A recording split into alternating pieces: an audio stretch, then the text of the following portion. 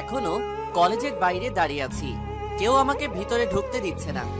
দারোয়ান মামাকে অনেকবার বলা হলেও সে আমাকে কিছুতেই ভিতরে ঢুকতে দিচ্ছে না। এমন সময় আমার সামনে দিয়ে আমার ফুফাতো বোন যাচ্ছে তার বান্ধবীদের সাথে। তার মানে আপুও এই কলেজে পড়ে। আগে তো জানতাম না। কোনো কিছু না ভেবেই আপুকে ডাক দিলাম। রুমি আপু একবার তাকালো, কিন্তু এমন ভাব করলো যেন আমাকে চেনে না, কোনো দিনও দেখেনি। আপু আর আপুর বান্ধবীরা চলে গেল, আমার সামনে দিয়ে চলে গেল। আপুর এক বান্ধবী বলেই দিল, তুই কি ওই ছোট লোকটাকে চিনিস? কেমন ক্ষত নোংরা জামা পরে কলেজের গেটের সামনে এসে মেয়েদেরকে বিরক্ত করছে। কত জায়গায় কত ছোট লোক দেখা যায়, তাই বলে কি আমার সবাইকে চিনতে হবে? কথাটা এমন করে বলল যে আমার শুনেই চোখে পানি চলে আসলো। আমি আর সেখানে না থেকে হাঁটা শুরু করলাম। হাঁটছি আর ভাবছি এখন আর বাড়িতে যাওয়া যাবে না, তখন আম্মা বুঝে যাবে যে আমাকে কলেজে ঢুকতে দেয়নি। আম্মু ঠিক কথাই বলেছিলেন, অত নামি কলেজে পড়ার দরকার নাই বাপ, আমরা যেমন তেমন কলেজে পড়াই ভালো। না, এক প্রকার জেদ নিয়ে ভর্তি হলাম কলেজে। আপনাদের আর কি পরিচয় দিব তাও বলি, আমি রাফি। এসএসসি অনেক কষ্ট করে পাশ করি। রেজাল্ট মোটামুটি হওয়ার কারণে একটা ভালো কলেজে পড়ার লোভটা সামলাতে পারিনি।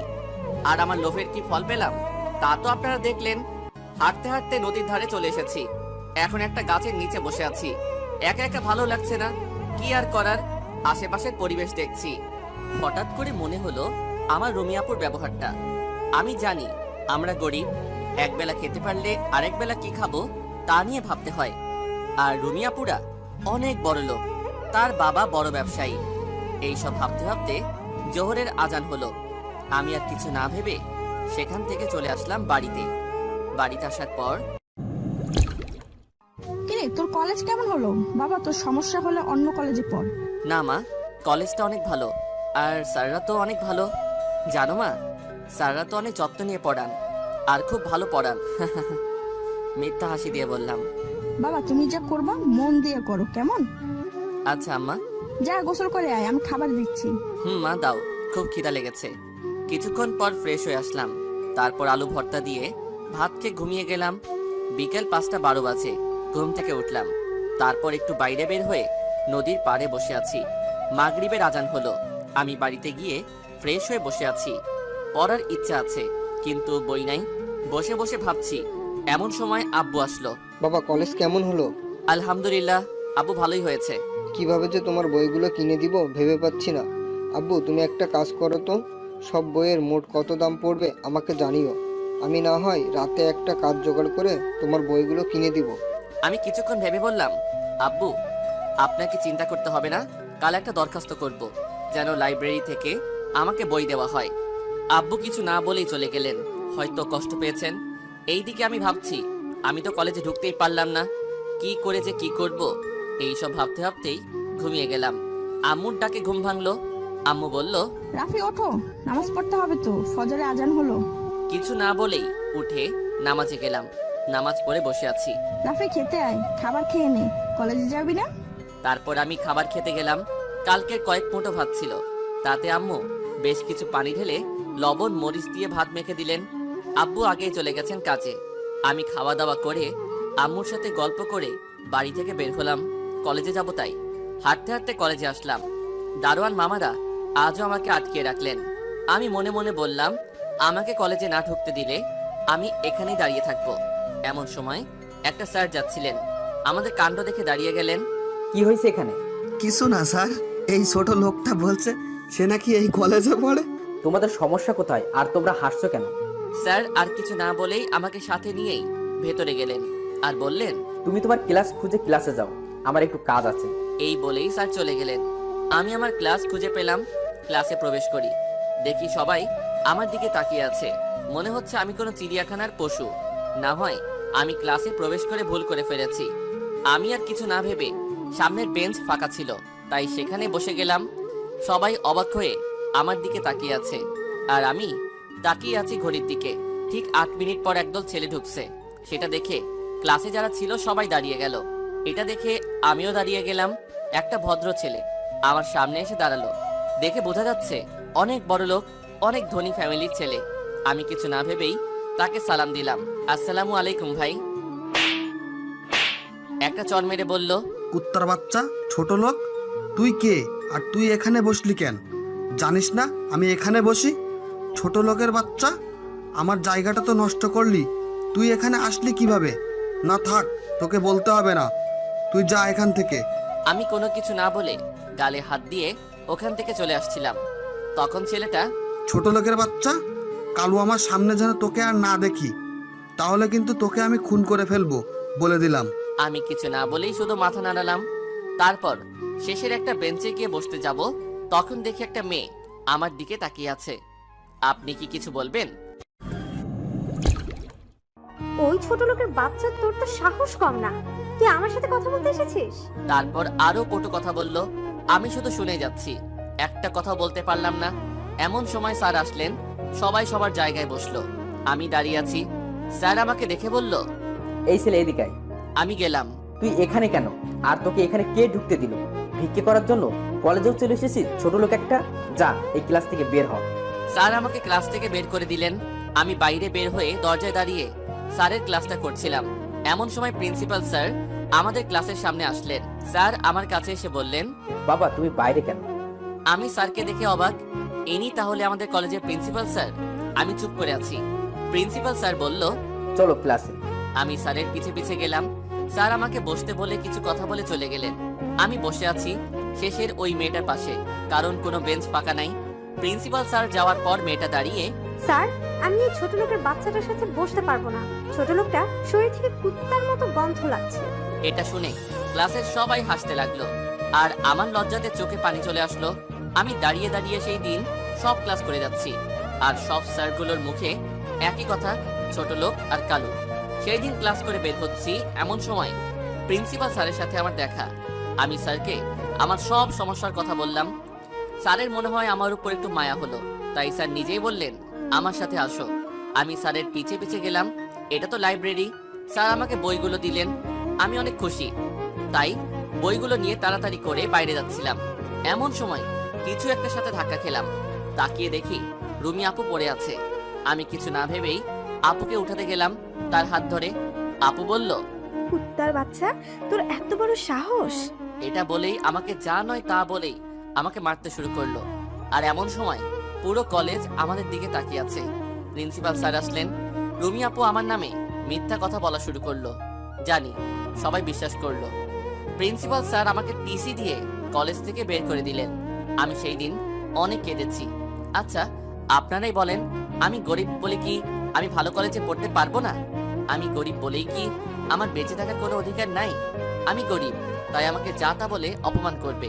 আমরা গরিব তাই বলেই আমরা ছোট লোক, তাই আমরা এই সমাজে এত অবহেলিত। আচ্ছা আপনারা তো অনেক ধনী, আমরা কি ইচ্ছে করে গরিব ঘরে জন্ম নেই? আরে ভাই, আমরাও মানুষ, আমাদেরও বেঁচে থাকতে ইচ্ছা করে স্বাধীনভাবে। আমাদের মানুষ বলে একবার কাছে টেনে দেখেন, এই ছোট লোকদের একটা সুযোগ দিয়ে দেখেন, তারাও আপনাদের মতো মানুষ হবে ঠিকই, তারাও আদর্শ মানুষে রূপান্তরিত হবে। আমরা কি পারি না এই ছোট লোকদের নিয়ে এই সুন্দর পৃথিবীটাকে আরো সুন্দর করে গড়ে তুলতে? আমি সেই দিন অনেক কেঁদেছিলাম। সেই দিন কারো সাথে কোনো কথা না বলে সারা দিন কেঁদেছিলাম। আম্মু আমাকে অনেকবার বলেছেন কি হয়েছে, আমি আর কিছু বলতে পারিনি সেই দিন। আমি সারা দিন কিছু খাইনি। রাতে শুয়ে শুয়ে ভাবছি আমি আর এই নিষ্ঠ শহরে থাকবো না, যে শহরে আমার কোনো মূল্য নেই, কুত্তার মতো ব্যবহার করে সবাই। আজ রাতেই চলে যাব ভেবে সবকিছু ছেড়ে কাউকে কিছু জানাবো না। এমন সময় আব্বু আম্মুর কথা মনে হলো। তাদের হাস্যোজ্জ্বল চেহারাটা আমার চোখের সামনে ভেসে উঠলো। এইসব ভাবতে ভাবতেই সকাল হয়ে গেছে। চারিদিকে ফজরের আজান হচ্ছে। রাতের অন্ধকারটা কেটে যাচ্ছে। হয়তো আমার জীবনের অন্ধকারটা কেটে যেতে আমাকে অক্লান্ত পরিশ্রম করতে হবে, তবেই হয়তো অন্ধকারটা কেটে যাবে। নামাজ পড়তে গেলাম। নামাজ পড়ে এসে বসে মন খারাপ করে বসে আছি। আম্মুর নামাজ এখনো শেষ হয়নি। আম্মুর নামাজ শেষ হলে আমি আম্মুকে নিয়ে আমার রুমে যাই। আম্মু আমার দিকে তাকিয়ে আছে, আর তাকিয়ে থাকতে থাকতেই কাঁদতে কাঁদতে বললেন, বাবা তোমার কি হয়েছে? কাল থেকে কিচ্ছু খাওনি। আম্মুর কান্না দেখে আমি আর নিজেকে সামনে রাখতে পারলাম না। নিজেকে কিছুটা সামনে নিয়ে আমি আম্মুকে সবকিছু খুলে বললাম। আরো বললাম, আম্মু আমি আর এই নিষ্ঠুর শহরে অবহেলার পাত্র হয়ে থাকতে চাই না। আম্মা তুমি আমাকে অনুমতি দাও, আমি এই শহর থেকে চলে যাব। আর তোমাদের আমাকে নিয়ে চিন্তা করতে হবে না, আমি নিজে কাজ করে নিজের খরচ চালাতে পারবো। এই কথা শুনে আম্মু কোনো কথা না বলেই রুম থেকে বেরিয়ে গেলেন। আমি একাই বসে আছি। এমন সময় আব্বু আম্মু দুজনেই আসলেন। আব্বু আমার দিকে তাকিয়ে আছেন আর আমি নিচের দিকে। আব্বু আমাকে অবাক করে দিয়ে আমাকে জড়িয়ে ধরে কাঁদতে লাগলেন আর বললেন, এত কিছু হয়ে গেছে, আগে বলনি কেন? তুমি কি সত্যি বাইরে কোথাও চলে যেতে চাও? আমি মাথা নেড়ে হ্যাঁ বললাম। তারপর আব্বু ফোনটা বের করে কাকে যেন ফোন দিলেন। বেশ কিছুক্ষণ কথা বলার পর আমাকে বললেন, কাল তুমি ঢাকায় যাচ্ছ তোমার ছোট চাচার বাড়িতে, সকাল 7টার বাসে, মনে থাকে যেন। এটা বলেই আব্বু চলে গেলেন। আম্মু তখনও আমার কাছেই ছিলেন। আমি আম্মুকে বলতে লাগলাম, আম্মু আমার ছোট চাচা আছে আর আমি জানতাম না। আর আমার চাচা কেমন মানুষ যে তার বড় ভাই ভাবি এমনকি আমার সাথেও কোনোদিন দেখা করেননি, কথা বলেননি। তোর চাচার কোনো দোষ নাই বাবা। আমরা কোথায় আছি তোমার চাচা জানে না, আমরা কেউ তাদের কিছু বলিনি। আমি অবাক হয়ে আম্মুকে বললাম, কেন আম্মু? আম্মু কিছুক্ষণ চুপ থাকার পর বলতে শুরু করলেন, তোর আব্বু আর আমি একই কলেজে একই ডিপার্টমেন্টে পড়তাম। তোর আব্বু আমাকে অনেক পছন্দ করতেন। আমাকে অনেকবার বলার পরও আমি রাজি হইনি। তিনি আমার উপর জোর করা শুরু করলেন।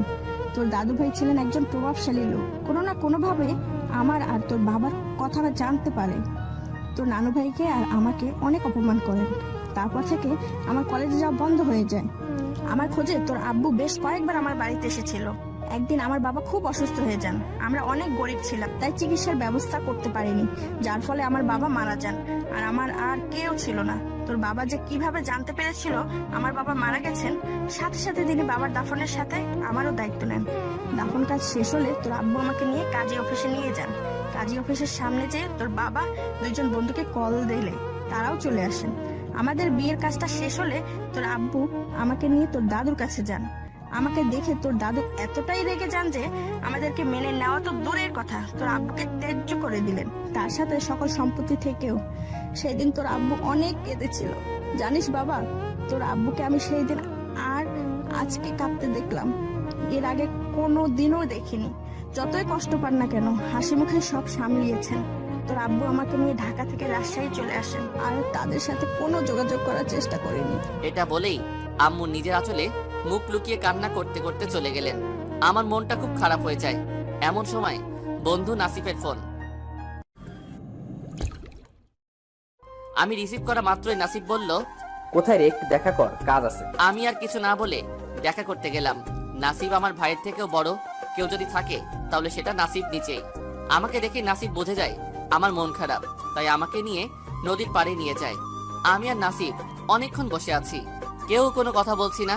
দোস্ত, তোর কি হয়েছে বলতো? তোর মন খারাপ থাকলে আমারও মন খারাপ হয়ে যায়। আমি আর নাসিফের কাছে কোনো কিছু না লুকিয়ে সবকিছু খুলে বললাম। কলেজে যা যা হয়েছে সবকিছু বললাম। নাসিফ শুনে আমাকে অবাক করে দিয়ে জড়িয়ে ধরেই কান্না করে দেয়। আর তার সাথে আমিও। আমাদের কথা হলে জোহরের আজান হলো। আমি আর নাসিফ ওখান থেকে উঠে বাড়ির দিকে যাচ্ছি। হঠাৎ করে ফুপির কথা মনে হওয়াতেই চলে আসলাম ফুপির বাড়িতে। ফুপির বাড়ির কাছে আসতেই আমার মাথায় নোংরা পানি পড়লো। কে ফেলেছে দেখার জন্য ওপরে ছাদে তাকাতেই দেখি রুমি। রুমি বলে, কিরে ছোট লোক, আমাদের বাড়িতে কি আর কেমন দিলাম? এটা বলেই হাসতে লাগলেন। আর আমি শুধু মুচকি হেসে চলে আসলাম। ওপরে উঠতেই দেখলাম ফুপা বসে আছেন আর কি যেন একটা পড়ছেন। আমি কাছে গিয়ে, আসসালামু আলাইকুম ফুপা, কেমন আছেন? ভালো। ফুপা, ফুপি কোথায় আছেন একটু বলবেন? দেখছিস না আমি কাজ করছি, বিরক্ত না করে যা তো এখান থেকে। ফুপা একটু উচ্চ গলায় কথাটা বলেছেন, যার ফলে ফুপি শুনতে পান। এমন সময় ফুপি আস্তে আস্তে বলল, কি হয়েছে আর কার সাথে এমন করে কথা বলছো? ফুপি আমাকে দেখে খুশিতে জড়িয়ে ধরে বললেন, আরে রাফি, কখন আসলি? কেমন আছিস? এখন তো তোরা আর আসিস না, আমাদের কথা এখন আর মনে পড়ে না। এই কথাগুলো একবারে বললেন। আমাদের কথা বলা দেখে ফুপা চলে গেলেন। আমি দেখেও না দেখার ভান করে রইলাম আর বললাম, ফুপি তোমাকে অনেক দেখতে ইচ্ছা করছিল তাই চলে আসলাম। আরো অনেক কথা বললাম। বেশ কিছুক্ষণ পর রুমি আসলো আর বলতে লাগলো, কিরে ছোট লোকের বাচ্চা, এখনো যাসনি নাকি দুপুরে খেয়ে যাবি? কথাটা শেষ না হতেই ফুপা বলে উঠলেন, রুমি কি বলছো এসব? কুকুরের পেটে কি ঘি হজম হয়? আর রাফি তুই এগুলো কি হজম করতে পারবি? এটা বলেই দুজনে হাসতে থাকে। এটা দেখে ফুপি আমার হাত ধরে নিচে নিয়ে আসলেন আর আমাকে জড়িয়ে ধরে কাঁদতে কাঁদতে বলেন, রাফি শোনা, তুই আর আমাদের বাড়িতে আসিস না। তোকে এরা এত অপমান করে, আমারই খারাপ লাগে। এটা বলেই আমাকে ছেড়ে দিয়ে চলে গেলেন। আমি ভাবছি ছোট লোকের আবার মান সম্মান আর অপমান হতে হতে এখন আর গায়ে লাগে না। এসব ভাবতে ভাবতেই ফুপিদের বাড়ি থেকে বের হলাম। হঠাৎ করে আমি লক্ষ্য করলাম আমার সামনে একটা সুন্দর গাড়ি দাঁড়িয়ে আছে। গাড়িটা দেখে মনে হচ্ছে অনেক দামি গাড়ি। অনেকক্ষণ তাকিয়েছিলাম গাড়িটার দিকে। হঠাৎ গাড়ির ভিতর থেকে একজন ভদ্রমহিলা নেমে আসলেন। আমি তখনও সেখানেই রয়েছি। সেখানে তিনি নামার সাথে সাথে আমাকে বললেন, তুমি আমাকে কি একটু সাহায্য করতে পারবে? জি। আমার গাড়িটার একটু সমস্যা হয়েছে, একটু বলবে গ্যারেজটা কোথায়? আমি কি একটু দেখতে পারি? তুমি কি পারবে? একটু চেষ্টা করে দেখতে পারি, আমার সামান্য একটু অভিজ্ঞতা আছে। আচ্ছা বাবা, একটু দেখে দাও, আমার খুব দরকারি কাজ আছে, তাড়াতাড়ি যেতে হবে। আমি আর কথা না বলেই গাড়িটা দেখতে লাগলাম। যা বুঝলাম একটা লিকেজ হয়েছে, তা সারিয়ে দিলাম। আমি বললাম, এবার গাড়িটা দেখেন তো ঠিক আছে কিনা। মহিলা গাড়িতে উঠলেন আর গাড়িটা স্টার্ট দিলেন। গাড়িটা চালু হলো। তিনি নেমে আসলেন আমার কাছে। বাবা, এই টাকাগুলো রাখো, তোমার কাজে লাগবে। কিছু টাকা আমার দিকে এগিয়ে দিয়ে, মাফ করবেন ম্যাম, আমার এই টাকাগুলো লাগবে না, আমার জন্য দোয়া কইরেন, তাহলে আমি খুশি। উনি আর কোনো কথা না বলে গাড়িতে করে চলে গেলেন। আমিও আর কোনো কথা না ভেবেই বাড়িতে চলে আসলাম। কি রে আব্বু, আজ এত দেরি হলো যে? খাবি কখন? একসঙ্গে খাবো, তাই বসে আছি। আম্মু, তুমি এখনো খাওনি? তুমি 10 মিনিট দাঁড়াও, আমি ফ্রেশ হয়ে আসি। কিছুক্ষণ পর খাওয়া দাওয়া শেষ করে আম্মুর সাথে চাচা ও তার পরিবার সম্পর্কে অনেক কিছু জানলাম। বিকেলে নাসিব ফোন দিল, আবার বের হলাম। আজ বিকালে অনেক জায়গায় ঘুরলাম, অনেক কিছু করলাম। লাস্টে একটা জায়গায় বসলাম, আমাদের প্রিয় জায়গা, নদীর পাড়ে বসে আছি। এমন সময় নাসিব বলল, রাফি, কাল তো ঢাকায় যাবি, আমাকে ভুলে যাবি না তো? আমি কিছু না বলেই জড়িয়ে ধরলাম আর বললাম, আমার তো ভাই নাই, তুই আমার সেই ভাই, তোকে আমি কিভাবে ভুলবো বল। নাসিব আর আমি গল্প করতে করতে আমাকে বলল, রাফি চল তো, আমার বাড়িতে একটু কাজ আছে। আমি জানি না কিসের জন্য আমাকে নিয়ে যাচ্ছে, হয়তো আন্টিদের সাথে দেখা করাবে, তাই আমি আর না করলাম না। 20 মিনিট হাঁটার পর রাফির বাড়িতে গেলাম। আন্টির সাথে আমি আর নাসিব আড্ডা দিলাম। আড্ডা দিয়ে আমি যখন চলে আসবো, তখন আমাকে নাসিব কয়েকটা প্যাকেট দিয়ে বলল, ঢাকাতে গিয়ে এগুলো খুলিস। আমি দেখলাম তার চোখের কোণে পানি, তাই আমি প্যাকেটগুলো নিয়েই বের হয়ে গেলাম। আর কোনো কথা বলিনি। রাত 10টা 9-এর দিকে বাড়িতে পৌঁছালাম। বাড়িতে গিয়ে আব্বু, আমি আর আম্মু একসঙ্গে খাবার খেলাম। এটাই হয়তো আমার শেষ খাওয়া। জানি না আর কবে আবারও একসঙ্গে খেতে পারবো কিনা। অনেক রাত হলো, সবাই ঘুমিয়ে গেছে, আমার আর ঘুম আসছে না। আমার প্রাণের শহর রংপুর ছেড়ে কাল চলে যেতে হবে। ভাবতেই অবাক লাগে, আজ গরিব বলেই আমার প্রিয় মানুষগুলোকে ছেড়ে অচেনা জায়গায় যেতে হচ্ছে। এসব ভাবছি আর চোখ থেকে পানি পড়ছে। ভাবতে ভাবতে ঘুমিয়ে গেলাম। ফজরের আজান হচ্ছে, নামাজ পড়ার জন্য উঠলাম। দেখি আম্মু আমার আগেই উঠে গেছে। আমি কিছু না বলেই নামাজে চলে গেলাম। নামাজ পড়ে এসে আব্বুর কাছে গেলাম। আব্বু আমাকে সবকিছু বুঝিয়ে দিলেন। আমি সবকিছু গুছিয়ে নিয়েছি, তাই আমার কোনো সমস্যা নেই। আব্বু সবকিছু বুঝিয়ে দিলেন, ওখানে কোনো প্রকার কষ্ট হবে না। তোর চাচা একটা মাটির মানুষ। কথা বলতে বলতেই আম্মু আমার জন্য খিচুড়ি রান্না করে নিয়ে আসলেন। আমি আর আব্বু খেয়ে নিলাম। এখন সকাল 6টা বাজে, আর 1 ঘন্টা পরেই আমার বাস, চলে যেতে হবে আমাকে। আমি গোসল করে রেডি হতে যাব, তখন আব্বু আমাকে একটা শার্ট ও একটা প্যান্ট দিলেন আর বললেন, এগুলো পরে আয়, আমি বাইরে আছি। আমি 10 মিনিটের মধ্যে রেডি হয়ে বের হয়ে দেখি আমার ভাই নাসিব বাইরে আব্বুর সাথে কথা বলছে। আমি আম্মুর থেকে বিদায় নিতে যাব, এমন সময় আম্মু কান্না করে দিলেন। আম্মু, তুমি কান্না করলে আমি কিভাবে যাব? তুমি আমার জন্য দোয়া করো আর আমার জন্য একদম চিন্তা করো না। আমি তো প্রতিদিন তোমার সাথে ফোনে কথা বলবো। রাফি, দেরি হয়ে যাচ্ছে তো, আসো। জি আব্বু। আমি, আব্বু আর নাসিব বাস স্ট্যান্ডে আসলাম, আর 15 মিনিট পর আমাদের বাস ছাড়বে। আমি আব্বুকে জড়িয়ে ধরে কান্না করে দিলাম, আব্বু, আপনাদের ছেড়ে আমাকে চলে যেতে হবে, এটা আমি স্বপ্নে ভাবতে পারি না। আমার জন্য দোয়া করবেন আপনি, আমি যেন আপনার নাম উজ্জ্বল করতে পারি। তুমি আমাদের নিয়ে চিন্তা করো না, নিজের খেয়াল রেখো। আমি যাওয়ার সময় নাসিবকে জড়িয়ে ধরে চলে আসলাম। আমার সিট জানালার পাশে, বাস ছেড়ে দিচ্ছে। আমি মাথা বের করে দেখলাম নাসিব কান্না করছে। আমি তাদের বিদায় দিলাম। বাস আপন মনে চলছে। আমি বাইরে তাকিয়ে আছি আর নীরবে চোখের পানি ঝরাচ্ছি। সত্যি খুব কষ্ট লাগছে আমার, কেন যেন ঘুম ঘুম লাগছে, তাই কিছুক্ষণের মধ্যে ঘুমিয়ে গেলাম। হঠাৎ করে মনে হচ্ছে কেউ আমাকে ডাকছে, তাই তাকিয়ে দেখলাম একটা মেয়ে। কিছু বলবেন? কিছু মনে না করলে আমাকে কি আপনার সিটটা দেওয়া যাবে? আমার একটু সমস্যা আছে তো। আমি আর কিছু না বলে সরে গেলাম। তারপর আবার একটা ঘুম। 2 ঘন্টা যাওয়ার পর একটা খাবারের বিরতি দেওয়া হলো। আমি উঠে দেখি আমার পাশের মেয়েটা নেই। হঠাৎ করে লক্ষ্য করলাম মেয়েটা আসলো, এসে বলল, একটু সরেন, আমি আমার সিটে যাব। মেয়েটা এমন ভান করলো যে সিটটা তার নিজেরই। আমি বিরক্ত একটা ভাব নিয়ে বললাম, সিটটা চাওয়ার সময় কত মিষ্টি ভাবে বললেন, আর এখন? আমার যা ইচ্ছা তাই করব, আপনাকে কেন বলতে হবে? আমি কোনো কথাই বললাম না। বাসটা চলতে শুরু করলো। আমি আর কোনো কথাই বললাম না। আমার খুব খিদে লেগেছে, তাই আমি আমার ব্যাগটা খুঁজতে লাগলাম। কিছু আছে নাকি, আশা করি কিছুই থাকবে না, কারণ আমি তো কিছুই নেইনি। খুঁজতে খুঁজতে পেয়ে গেলাম আমার ব্যাগে একটা টিফিন বাটি। বাটিটা খুলে দেখলাম খিচুড়ি আছে। আমি খাওয়ার জন্য পানির বোতল খুঁজতে লাগলাম, কিন্তু পাচ্ছি না। হঠাৎ আমার সামনে একটা বোতল দেখতে পেলাম। আমি দেখলাম আমার পাশের মেয়েটা দিল আর বলল, আমি আপনাকে এমনি এমনি বোতলটা দিচ্ছি না, আমারও খিদা লাগছে। আমি আপনার খাবার থেকে একটু ভাগ বসাবো তো, তাই। মেয়ে তো নয়, মনে হয় রাক্ষসী। আমি উপায় না পেয়ে মাথা নাড়ালাম। তারপর আমি ওই মেয়েকে কিছু খাবার দিলাম আর আমি খেলাম। খাওয়া শেষ করলাম। মেয়েটাকে ধন্যবাদ দিয়ে আবার ঘুমানোর প্রস্তুতি নিচ্ছি, কারণ জানালার ধারে হলে হয়তো বাইরের দৃশ্য দেখতে পারতাম। এমন সময় মেয়েটা বলল, আমি ঈশিতা, আপনার নাম কি? আমার নাম রাফি, আমার বাড়ি রংপুরে। আপনার সাথে পরিচিত হয়ে ভালো লাগলো। আপনার কিন্তু একটু বেশি ভাব। কিছু বললেন আমাকে? আরে না, কিছু না, আপনার নামটা কিন্তু সুন্দর। ধন্যবাদ। এইভাবে আরো অনেক কথা হলো। আসলে এই মেয়েটা অনেক ভালোই। কথা বলতে বলতে কখন যে ঢাকায় চলে আসলাম বুঝতেই পারিনি। বাস থেকে নেমে গেলাম, কিন্তু ঈশিতাকে দেখলাম না। মনে হয় চলে গেছে। আমি তো ঢাকার কিছুই চিনি না, তাই বাস স্ট্যান্ডে বসে আছি। এমন সময় আব্বু ফোন দিল। আমি ফোনটা ধরলাম। আসসালামু আলাইকুম আব্বু, আমি এখনই বাস থেকে নামলাম। তোর চাচা ওইখানেই আছেন, ফোন দে। জি আচ্ছা আব্বু। আব্বুর সাথে কথা বলে আমি ফোনটা দিলাম ছোট চাচাকে। ফোন ধরলো চাচা। হ্যাঁ রাফি, তুমি কোথায়? আমি তো বসে আছি কালো শার্ট প্যান্ট পরে। আপনি কোথায়?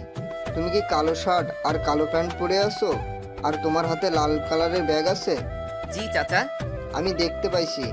চাচা আসলো। চাচা আমাকে দেখেই বলল, রাফি, তোমার আব্বু কেমন আছেন? ভাইজানকে কতদিন দেখিনি, ভাবি কেমন আছেন? জি ভালো আছেন। আপনি কেমন আছেন? আমি ভালোই আছি। তুমি কিন্তু তোমার আব্বুর মতোই হয়েছো। আমি আর চাচা একটা গাড়িতে উঠলাম। গাড়ি চলতে লাগলো। চাচার গাড়ি চলছে, আমি গাড়ি জানালা দিয়ে বাইরে তাকিয়ে আছি। কত বড় বড় দালান কোঠা, কত সুন্দর সুন্দর। এই ঢাকাতে না আসলে জানতেই পারতাম না আমাদের বাংলাদেশেও এত বড় বড় দালান কোঠা আছে। এইসব দেখতে দেখতে আমাদের গাড়ি থামলো। চাচা আমাকে বলল গাড়ি থেকে নামতে। আমি গাড়ি থেকে নেমেই অবাক, এটা কিভাবে বাড়ি হতে পারে? এটা তো একটা রাজপ্রাসাদ। আমি বাইরে থেকেই দেখে অবাক হয়ে গেলাম।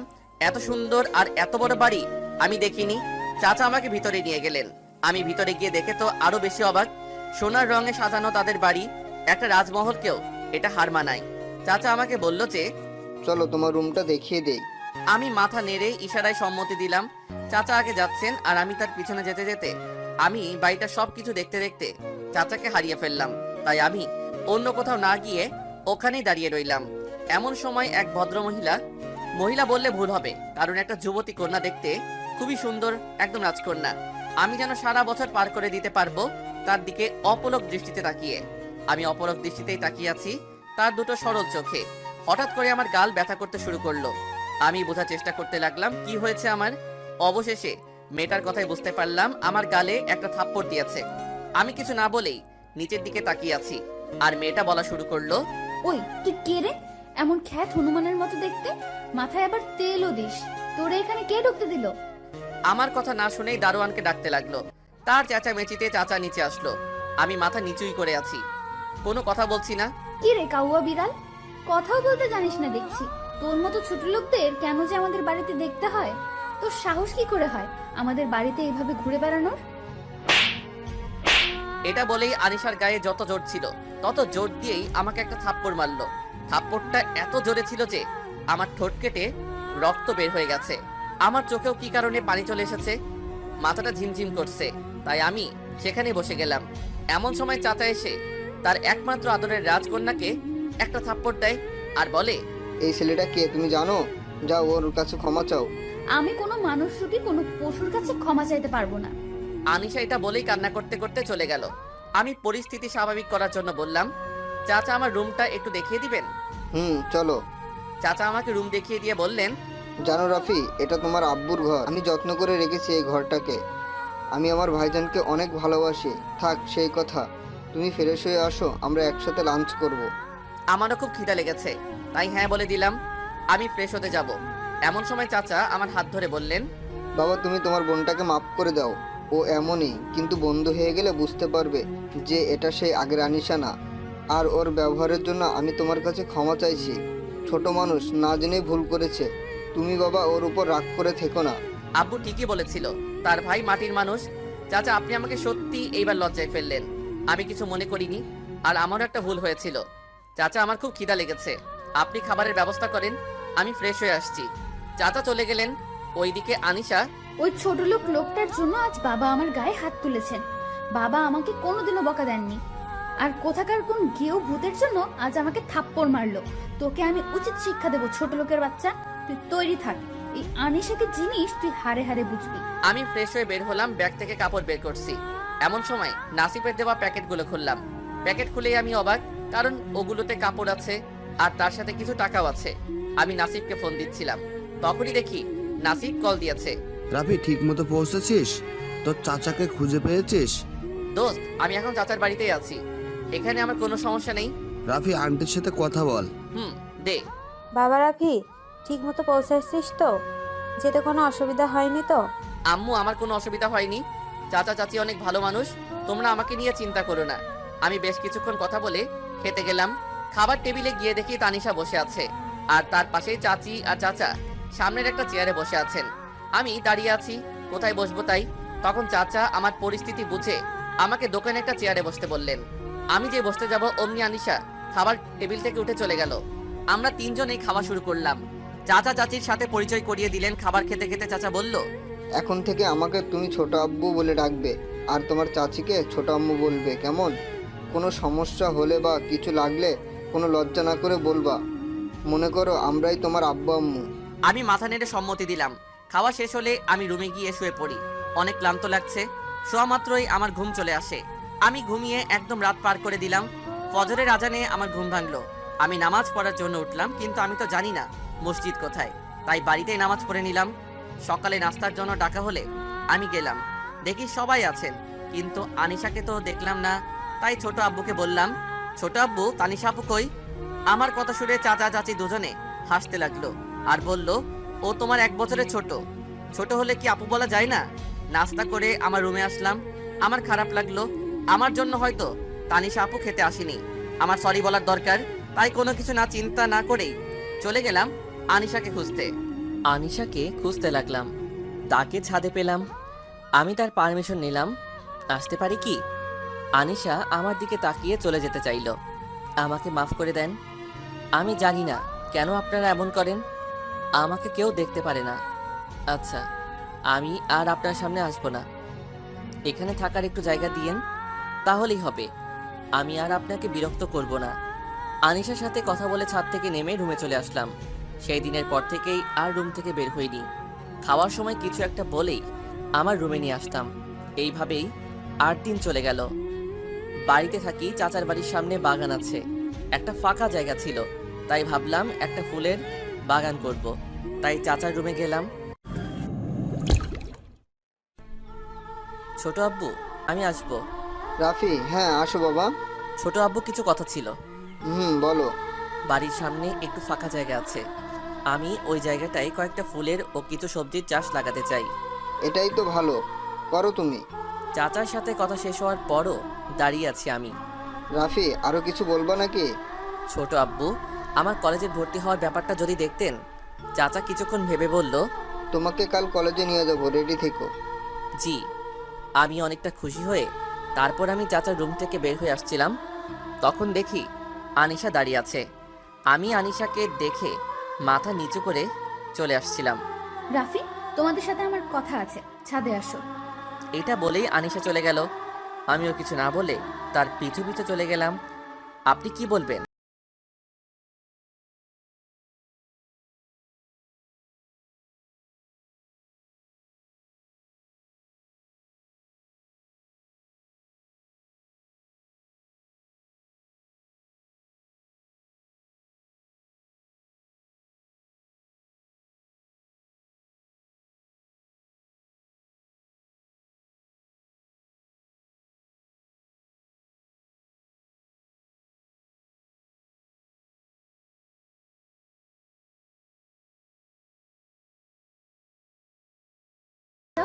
এখন থেকে আমরা বন্ধু হলাম, ওকে?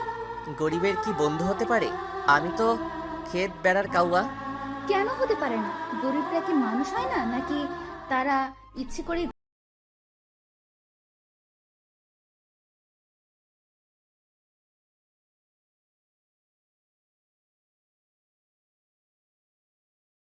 রুমে চলে আসলাম।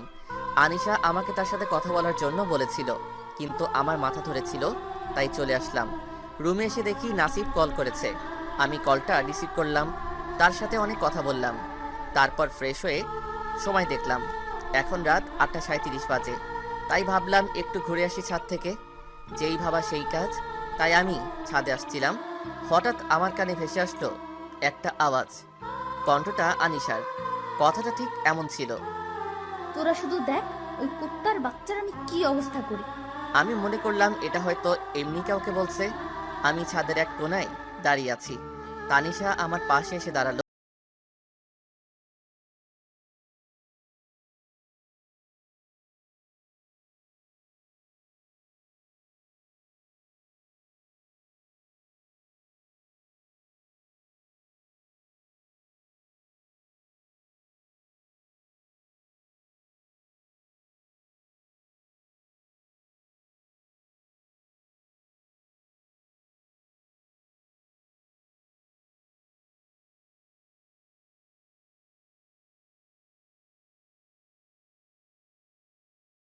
বা আপনি করে বলো, গলা টিপে মেরে ফেলবো। আমি মাথা নেড়ে সম্মতি দিলাম। তারপর আমি আর আনিশা অনেক কথা বললাম। তারপর একসাথে খেতে গেলাম। চাচা চাচি আমাদের একসাথে দেখে খুশি হলেন। আজ সবাই একসাথে রাতের খাওয়া শেষ করে যার যার রুমে গেলাম। আমি রুমে এসে আব্বু আম্মুর সাথে কথা বলে ঘুমাতে যাব, এমন সময় আনিশার কথাগুলো আমার মনে হতে লাগলো। সত্যি আনিশা অনেক ভালো, আর ভালো হবেই না কেন? আমার চাচা চাচি যে এত ভালো, ভাবতে ভাবতে কখন ঘুমিয়ে গেছি ঠিক নেই। সকালে কারো ডাকে ঘুম ভাঙলো, চোখ মেলে দেখি আনিশা। আমি মনে হয় স্বপ্ন দেখছি, তাই আবার ঘুমিয়ে গেলাম। হঠাৎ মনে হলো টিনের চাল দিয়ে পানি পড়ছে, তাই আমি তাড়াতাড়ি উঠে হাতের কাছে যা ছিল তা বিছানার উপর রাখলাম। আরে আমি তো ভুলেই গেছি আমি চাচার বাড়িতে আছি। এখানে তো বৃষ্টি পড়ার কথা না। সামনে তাকিয়ে দেখি আনিশা জগ হাতে দাঁড়িয়ে আছে। আমি লজ্জা মাখা কণ্ঠে বললাম, এই সব তোমার কাজ? আনিশা হাসতে হাসতে শেষ। তার হাসিটা যে এত সুন্দর তা বলে বোঝাতে পারবো না। আমি এক দৃষ্টিতে তার দিকে তাকিয়ে আছি। আনিশা বিষয়টা বুঝতে পেরে বলল, তুমি রেডি হয়ে নিচে আসো, নাস্তা করে কলেজে যাব। এটা বলেই আনিশা চলে গেল। অজান্তেই আমারও মুখে হাসি ফুটে উঠল। তারপর নাস্তা করে বেরিয়ে গেলাম কলেজে। আমি আর আনিশা একটা গাড়িতে যাচ্ছি। আনিশা গাড়ি ড্রাইভ করছে। চাচা কাল রাতে সব ব্যবস্থা করে রেখেছেন। আনিশা আমাকে নিয়ে কলেজের খানিকটা দূরে নামাই দিয়ে বলল, একটা রিক্সা করে আসো। আমিও তাই করলাম। তারপর প্রিন্সিপালের রুমে গিয়ে আমার পরিচয় দিলাম। তিনি আমার চাচাকে ফোন দিয়ে আমার ভর্তি কনফার্ম করলেন। সেই দিন ক্লাস করে আবার একই জায়গাতে আনিশার সাথে দেখা। সে আমাকে দেখে বলল গাড়িতে আসতে। আমিও গাড়িতে উঠলাম। তারপর সকালের ঘটনাটা জানতে চাইলাম, তাই সে বলল একটা ফ্রেন্ডকে নাকি নিতে যাওয়া লাগে। আমাদের বেশ ভালোই বন্ধুত্ব হয়ে যায়। আর আমি প্রতিদিন এক জায়গাতে নামতাম আর উঠতাম কলেজের পথে। এইভাবে কয়েক মাস পার হয়ে গেল। আমাদের পরীক্ষার রেজাল্ট দিল। আমি ফার্স্ট ক্লাসে পাশ করেছি, আর আনিশা কোনো রকম পাশ করে, যার ফলে চাচা একটু রাগ হয় আর আনিশাকে বকা দেয়। এতে আনিশার রাগ আমার উপর আরো বেড়ে যায়। তার মধ্যে প্রতিশোধের আগুন জ্বলে ওঠে। তারপর সে ভাবতে থাকে কিভাবে আমার উপর তার প্রতিশোধ নিবে। আনিশা রেগে তার রুমে চলে যায় আর ভাবতে থাকে কিভাবে আমাকে অপমান করে আমাকে বাড়ি থেকে বের করে দেওয়া যায়। আনিশা আর সেই দিন তার রুম থেকে একটুর জন্য বের হলো না। সেদিন কোনো রকম কেটে গেল। আনিশা সারাদিন সারা রাত ভেবে একটা বুদ্ধি বের করলো, আর তার সেই বুদ্ধিতে মাঠে নেমে পড়লো। সকালে ঘুম থেকে উঠে দেখলাম আমার রুমের সামনে চাচা দাঁড়িয়ে আছে। আমি তাড়াতাড়ি উঠে চাচার কাছে গেলাম। চাচা বলল, তুমি কি আজ কলেজে যাবা? চাচা আমার না শরীরটা খারাপ করছে, তাই ভাবছি আজ কলেজে যাব না। চাচা আমার কাছে এসে কপালে হাত দিয়ে বলল, তোমার তো অনেক জ্বর এসেছে। চাচা তেমন কিছু না, একটু পরে ঠিক হয়ে যাবে। এমনটা আমার মাঝে মাঝে হয়। ও, চাচা আপনি কি কিছু বলবেন? তুমি কি আনিশাকে একটু পড়াতে পারবে? ও তো পরীক্ষায় ভালো রেজাল্ট করতে পারছে না, তাই ভাবলাম তুমি যদি একটু গাইড করতা। আচ্ছা চাচা, আমি পড়াবো। আপনি এখন খুশি তো? আমি অনেক খুশি হয়েছি। আর তুমি যদি পারো তাহলে কাল থেকে পড়াতে শুরু করে দাও, কেমন? জি আচ্ছা। আমি একটু ফ্রেশ হয়ে নিচে গেলাম আমার হাতে তৈরি করা বাগানটাই। সেখানে গিয়ে গাছে পানি দিলাম। তারপর রুমে গিয়ে একটা কাজ করছিলাম, এমন সময় আনিশা আসলো। রাফি, তোমাদের সাথে আমার কথা আছে। বলো। এখানে বলা যাবে না, আমার সাথে তোমাকে যাওয়া লাগবে। তুমি এখন রেডি হয়ে আসো, তোমাকে নিয়ে একটা জায়গায় যাব। কিন্তু কোনো কিন্তু না, তোমাকে যেতেই হবে। আনিশা, তুমি আমাকে কয়েক মিনিট সময় দাও, আমি নাস্তা করে রেডি হয়ে তোমার সাথে যাব।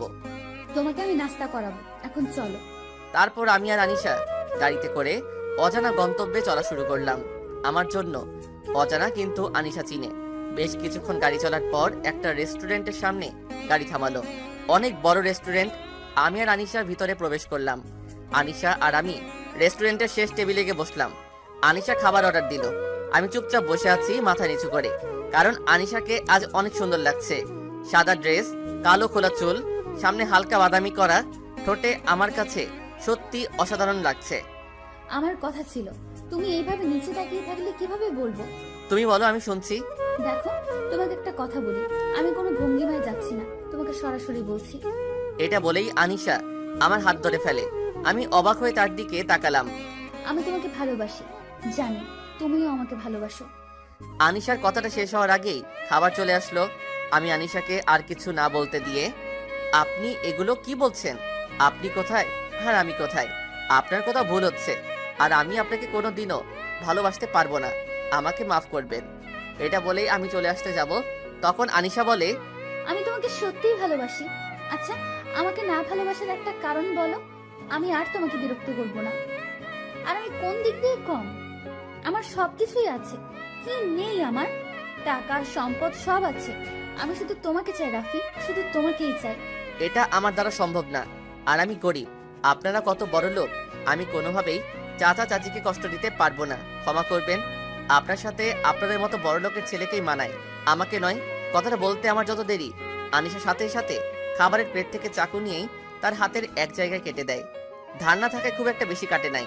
আমি সাথে সাথে তার হাত থেকে চাকু ফেলে দিয়েই টিস্যু দিয়ে হাতে চেপে ধরলাম।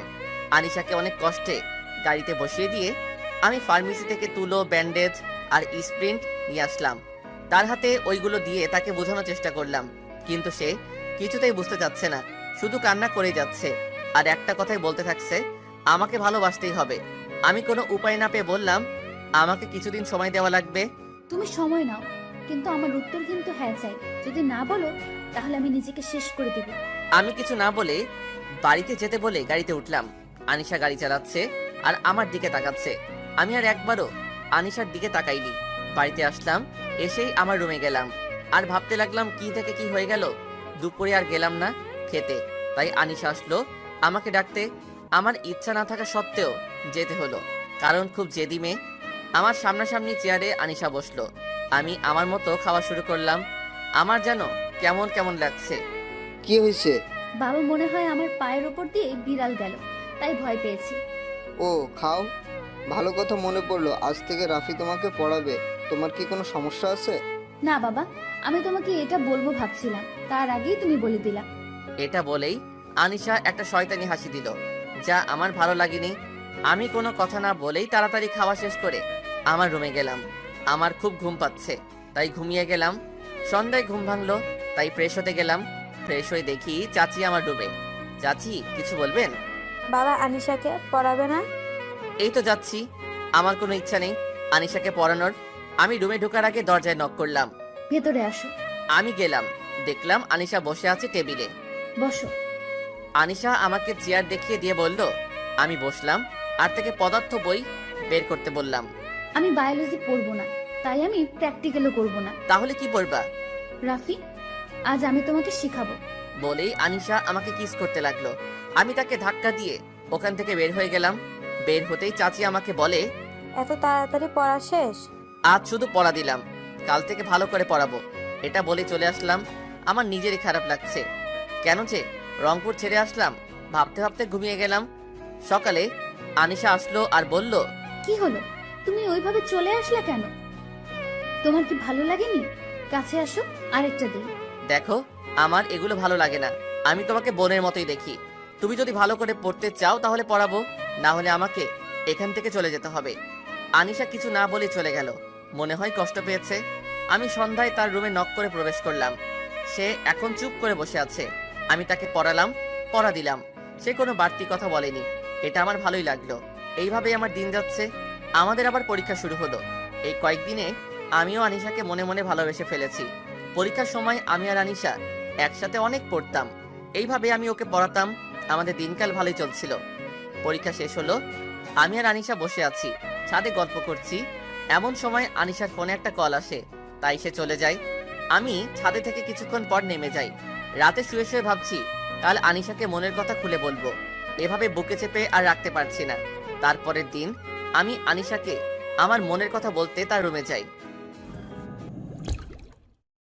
সে আমাকে দেখে অবাক হয়, কারণ আমি শুধু তাকে পড়ানোর সময় তার রুমে যেতাম। কিছু বলবে? হুম। বলে ফেলো। আমি তোমার সাথে মিশতে মিশতে কখন যে তোমাকে নিয়ে মনে মনে ভাবতে শুরু করেছি জানি না। হয়তো আমিও তোমাকে ভালোবেসে ফেলেছি আনিশা। আমি তাকে আমার মনের কথাগুলো বললাম। আমার কথা শুনে আনিশা হো হো করে হেসে উঠল। আমি কিছু বোঝার আগেই দরজাটা লক করে দিল। আমার কাছে এসে বলতে লাগলো, আমি এই দিনটার জন্যই অপেক্ষায় ছিলাম, কি করে তোকে আমার জালে ফাঁসানো যায়। এটা বলেই আনিশা আবারও হাসতে শুরু করে। আমি কিছুটা ঘাবড়ে যাই। আনিশা কি বলছে এইসব? তার মানে আমি কি মিথ্যা মায়ায়, মিথ্যা ভালোবাসায় পড়েছি আমি? এইসব ভাবতে ভাবতে আনিশা আমার কাছে চলে আসে, একেবারে কাছে। কাছে এসেই তার হাত আমার গালে রাখলো। মনে করেছিলাম আমার সাথে মজা করে ওইসব বলেছিল, তাই আমি গাল ফুলিয়ে হাসতে যাব। এমন সময় আনিশা তার নখ দিয়ে আমার গাল আঁচড়ে দিল। ওহ, কি ব্যথা বলে বোঝাতে পারবো না। আমি আনিশার হাত ধরে নিলাম শক্ত করে। তারপর বললাম, আনিশা, তুমি এমন করছো কেন? তুমি তো আমাকে ভালোবাসো, তাহলে কেন এমন অদ্ভুত ব্যবহার করছো আমার সাথে? কথাটা বলার সাথে সাথেই আনিশা বলতে শুরু করলো, ভালোবাসা? তোর মতো ছেলেকে ভালোবাসা যায়? তোরা তো কুকুর। কুকুরকে একদিন খাবার দিলে তারা মালিকের গোলাম হয়ে যায়, আর তুই আমার গোলাম না। তোকে গোলাম বানালে তো আমারই ক্ষতি, কারণ তোকে আমি এই বাড়িতে থাকতে দিব না। কিন্তু কেন? আমার কি কোনো দোষ হয়েছে? আমি কি কোনো খারাপ কাজ করেছি? আমি অন্যায় করে থাকলে আমাকে শাস্তি দিন। আপনার কাছে হাত জোর করছি, আমাকে বাড়ি থেকে বের করে দিয়েন না। দরকার হলে আমি বাড়ির যে কোনো এক কোণে কুকুরের মতো পড়ে থাকবো, তাও আমাকে এইভাবে তাড়িয়ে দিয়েন না। আমার আর কোথাও যাওয়ার জায়গা নেই। তো আমি কি করব? আমাকে তুই কি করতে বলিস? আমার কথার উপর কথা বলিস? তোর তো অনেক সাহস হয়েছে দেখছি। বলেই আনিশা কি যেন খুঁজতে লাগলো। আমি তাকিয়ে দেখি চাবুক। তারপর আনিশা কোনো কথা না বলেই আমাকে চাবুক নিয়ে মারতে লাগলো। আমি না পারছি সইতে, না পারছি চিৎকার করে কান্না করতে। চিৎকার যেন বাইরে না যায়, তাই আমি আমার হাত দিয়ে মুখ চেপে ধরে আছি। আমি ব্যথায় মাঝে মাঝে আটকে উঠছি, কিন্তু কিছুই করতে পারছি না। আমার শরীরে খুব ব্যথা করছে। কোনো রকম নিজেকে ধরে রেখেছি। আমার শরীর দিয়ে যে রক্ত বের হচ্ছে তা বেশ বুঝতে পারলাম। না, আমি আর পারছি না। আনিশা, আমাকে আর এইভাবে মেরো না। আমার খুব কষ্ট হচ্ছে। আমি তোমার কাছে ক্ষমা চাইছি। আমার ভালোবাসা কিন্তু মিথ্যা না, সত্যি সত্যি ভালোবেসেছি। তুমি আমাকে একেবারেই মেরে ফেলেও। আনিশা কিছুটা শান্ত হলো, তারপর বলতে শুরু করলো, তোর মতো ছোট লোকের বাচ্চা আমার বাড়ির কুকুর হওয়ারও যোগ্য না। তুই কেমনে ভাবলি তোরে আমি ভালোবাসি? কুকুরের দল বড় লোক দেখে লোভ সামলাতে পারে না। আমার চোখের সামনে আসলে তোকে যে আমি কি করব আমি নিজেই জানি না, তবে তোর ভালো কিছু হবে না এটা বলে দিলাম। তাহলে এতদিন কি শুধু ভালোবাসার নামে অভিনয় করে এসেছো? আরে যা তো, কানের কাছে ধ্যান ধ্যান এই সব সময় শুনতে ভালো লাগে না। আজ আমার অনেক ভালো লাগছে, আমি আমার প্রতিশোধ নিতে পারলাম। কথাটা বলার সাথে সাথেই তাকে যেন ফোন দিল দিয়ে। হ্যাঁ বাবু, তুমি কোথায় জানো বাবু? আজ অনেক খুশি আমি। তুমি এখনই চলো, আমি ঠিকানা মেসেজ করে দিচ্ছি। আমার সামনেই কথাগুলো বলল। আমি বুঝতে পারলাম তার মনে হয় মনের মানুষকে এইসব বলল। আমি আর আমার চোখের পানি লুকাতে পারলাম না, সরাসরি আমার রুমে এসে কাঁদলাম। চোখের পানি শুকিয়ে গেল, আমার মনের আগুন এখনো জ্বলতে থাকলো। সারা রাত আমার ঘুম আসলো না। আজান হচ্ছে, নামাজ পড়তে যাব। অজু করে বের হয়ে দেখি আনিশা রুমে এখনো আলো জ্বলছে, তাই আমি দেখার জন্য দরজায় নক দিলাম। কয়েকবার নক দেওয়ার পর দরজা খুললো, আর খোলার সাথে সাথেই আমার 2 গালে 2টো চড় মেরে বলতে লাগলো, কুত্তার বাচ্চা, এখানে কি? ছোট লোকের বাচ্চা, ভাগ এখান থেকে। শালা তোর মতো লুচ্চা আমি একটাও দেখিনি। আমার চড় মারার কারণে ঠোঁটটা কেটে গেছে। আনিশার কথায় তার থেকে বেশি কষ্ট হচ্ছে, তাই আমি একটু মুচকি হাসি দিয়ে বললাম, রাতে তো ঘুমাওনি, এখন না ঘুমালে শরীর খারাপ করবে। এটা বলে চলে আসলাম। চোখের পানি মুছতে মুছতে রুমে এসে নামাজ পড়ে দোয়াতে আনিশার ভালোর জন্য দোয়া করতে লাগলাম। চোখের পানি যেন থামছে না। এইভাবে চলতে থাকে আমার দিন। আনিশা আমাকে কষ্ট না দিলে তার দিন যেত না। এখন আমাকে কলেজে অপমান করে, সবার সামনে চড় মারে, আমাকে কখনো তার চাকর বানায়, আবার কখনো তার গোলাম, কখনো আমাকে মানুষ বলে মনে করেই না। আমি আমার আব্বু আম্মুর কথা ভেবে এই বাড়ি থেকে কোথাও যেতে পারি না। আমার চাচা ব্যবসার কাজে দেশের বাইরে গেছে। আমার হাতে লাগানো গাছগুলো বেশ সুন্দরভাবে বেড়ে উঠছে। প্রতিদিনই পানি দেই। আনিশা আগের থেকে অনেক পাল্টে গেছে। চাচির সাথেও এখন খারাপ ব্যবহার করে। চাচি সুযোগ পেলেই অপমান করে দেয়। একদিন আমি আর চাচি বসে গল্প করছিলাম, এমন সময় আনিশা আসে, আমাকে আর চাচিকে দেখে দাঁড়িয়ে যায়। এই ছোট লোক তো আর এক ছোট লোকের সাথে গল্প করছে, হাউ ফানি। এটা বলেই তার রুমে চলে যায়।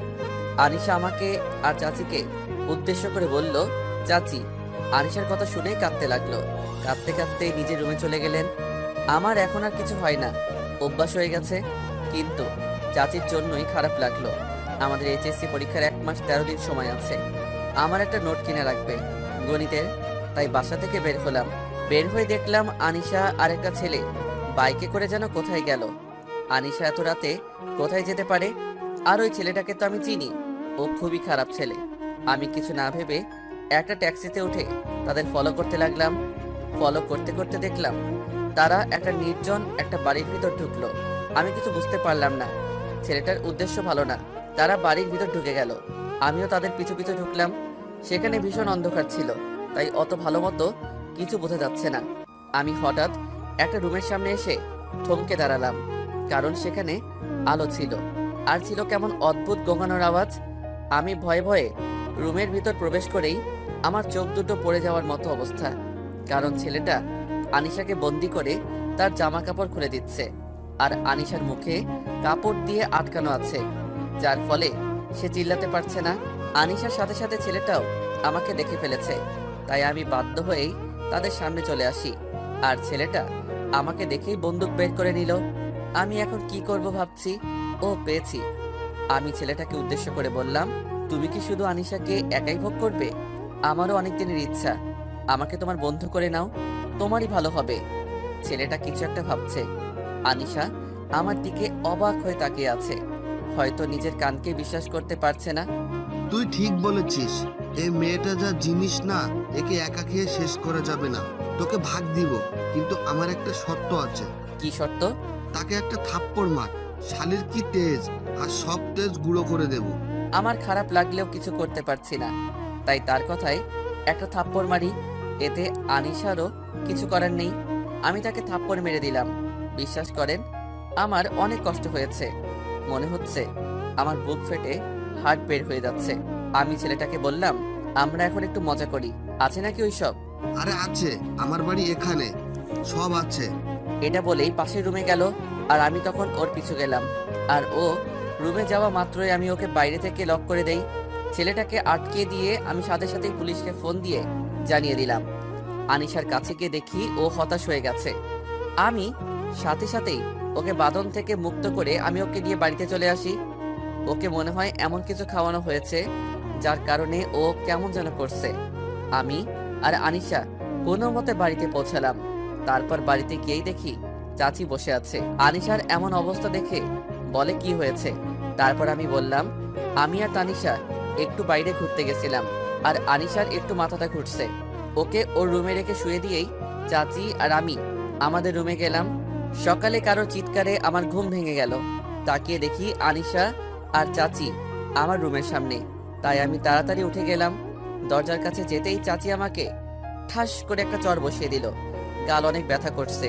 আমি কিছু বুঝতে পারলাম না, তাই অবাক হয়ে তাদের দিকে চেয়ে আছি। একবার তানিশার দিকে চেয়ে আছি, আবার চাচির দিকে। এমন সময় চাচি আমার কলার ধরে বলতে লাগলেন, তোকে আমি কত বিশ্বাস করে আমার এই বাড়িতে থাকতে দিলাম, আর তুই আমার বিশ্বাসের এমন মূল্য দিবি? আমি ভাবিনি কোনোদিনও। তুই আমার সব বিশ্বাস নষ্ট করলি। তোকে কত ভালোবেসেছিলাম, তোকে কোনোদিনও আমার অন্য চোখে দেখিনি।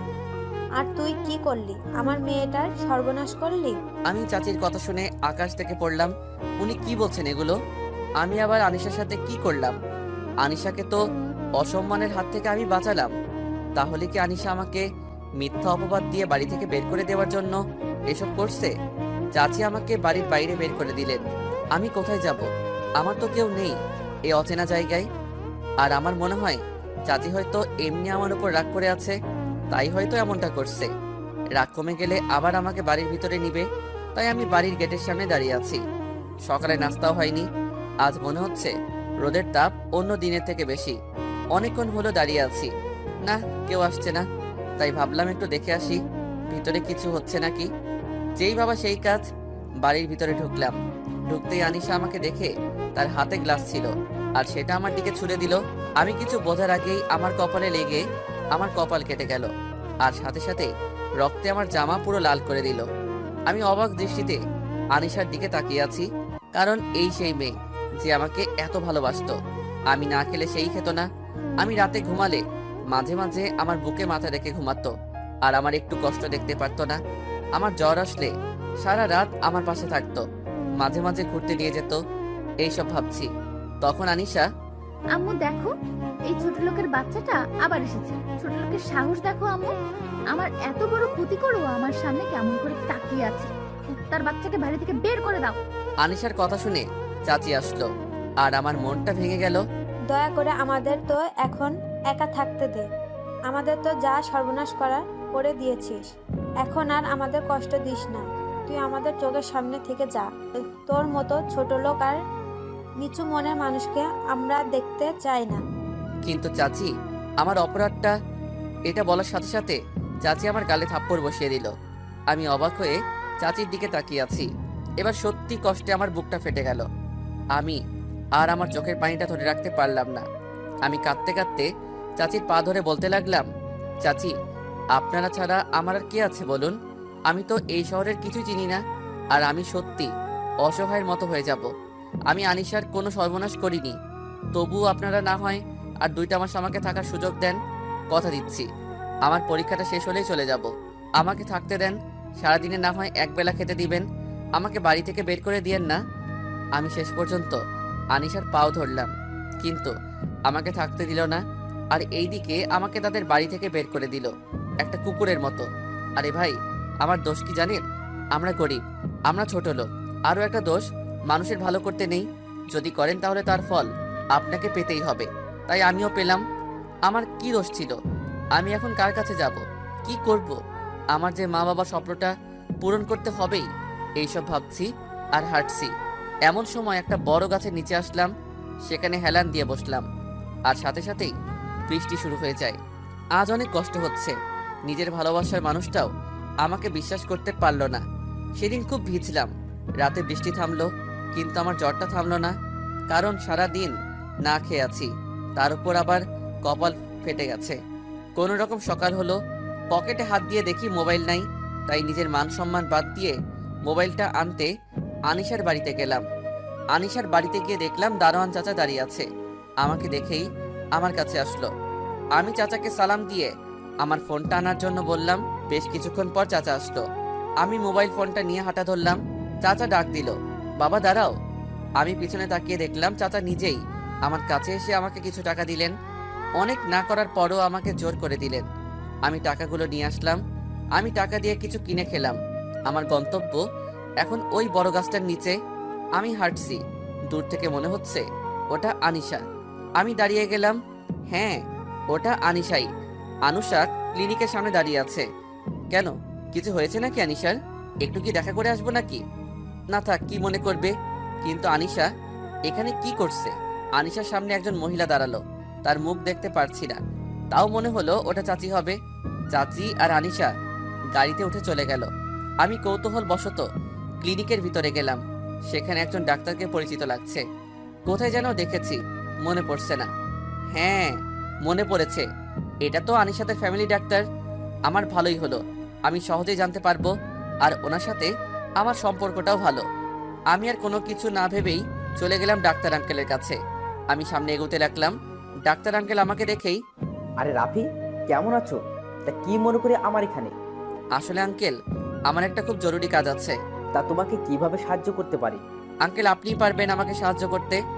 আচ্ছা বলো, কি জানতে চাও? আমি দেখলাম আনিশা আর চাচি আসছিল আপনার কাছে। চাচি কি অসুস্থ, নাকি অন্য কোনো কারণে আসছিল আপনার কাছে, নাকি আনিশার কিছু হয়েছে? আঙ্কেল, কিছু হয়েছে কি?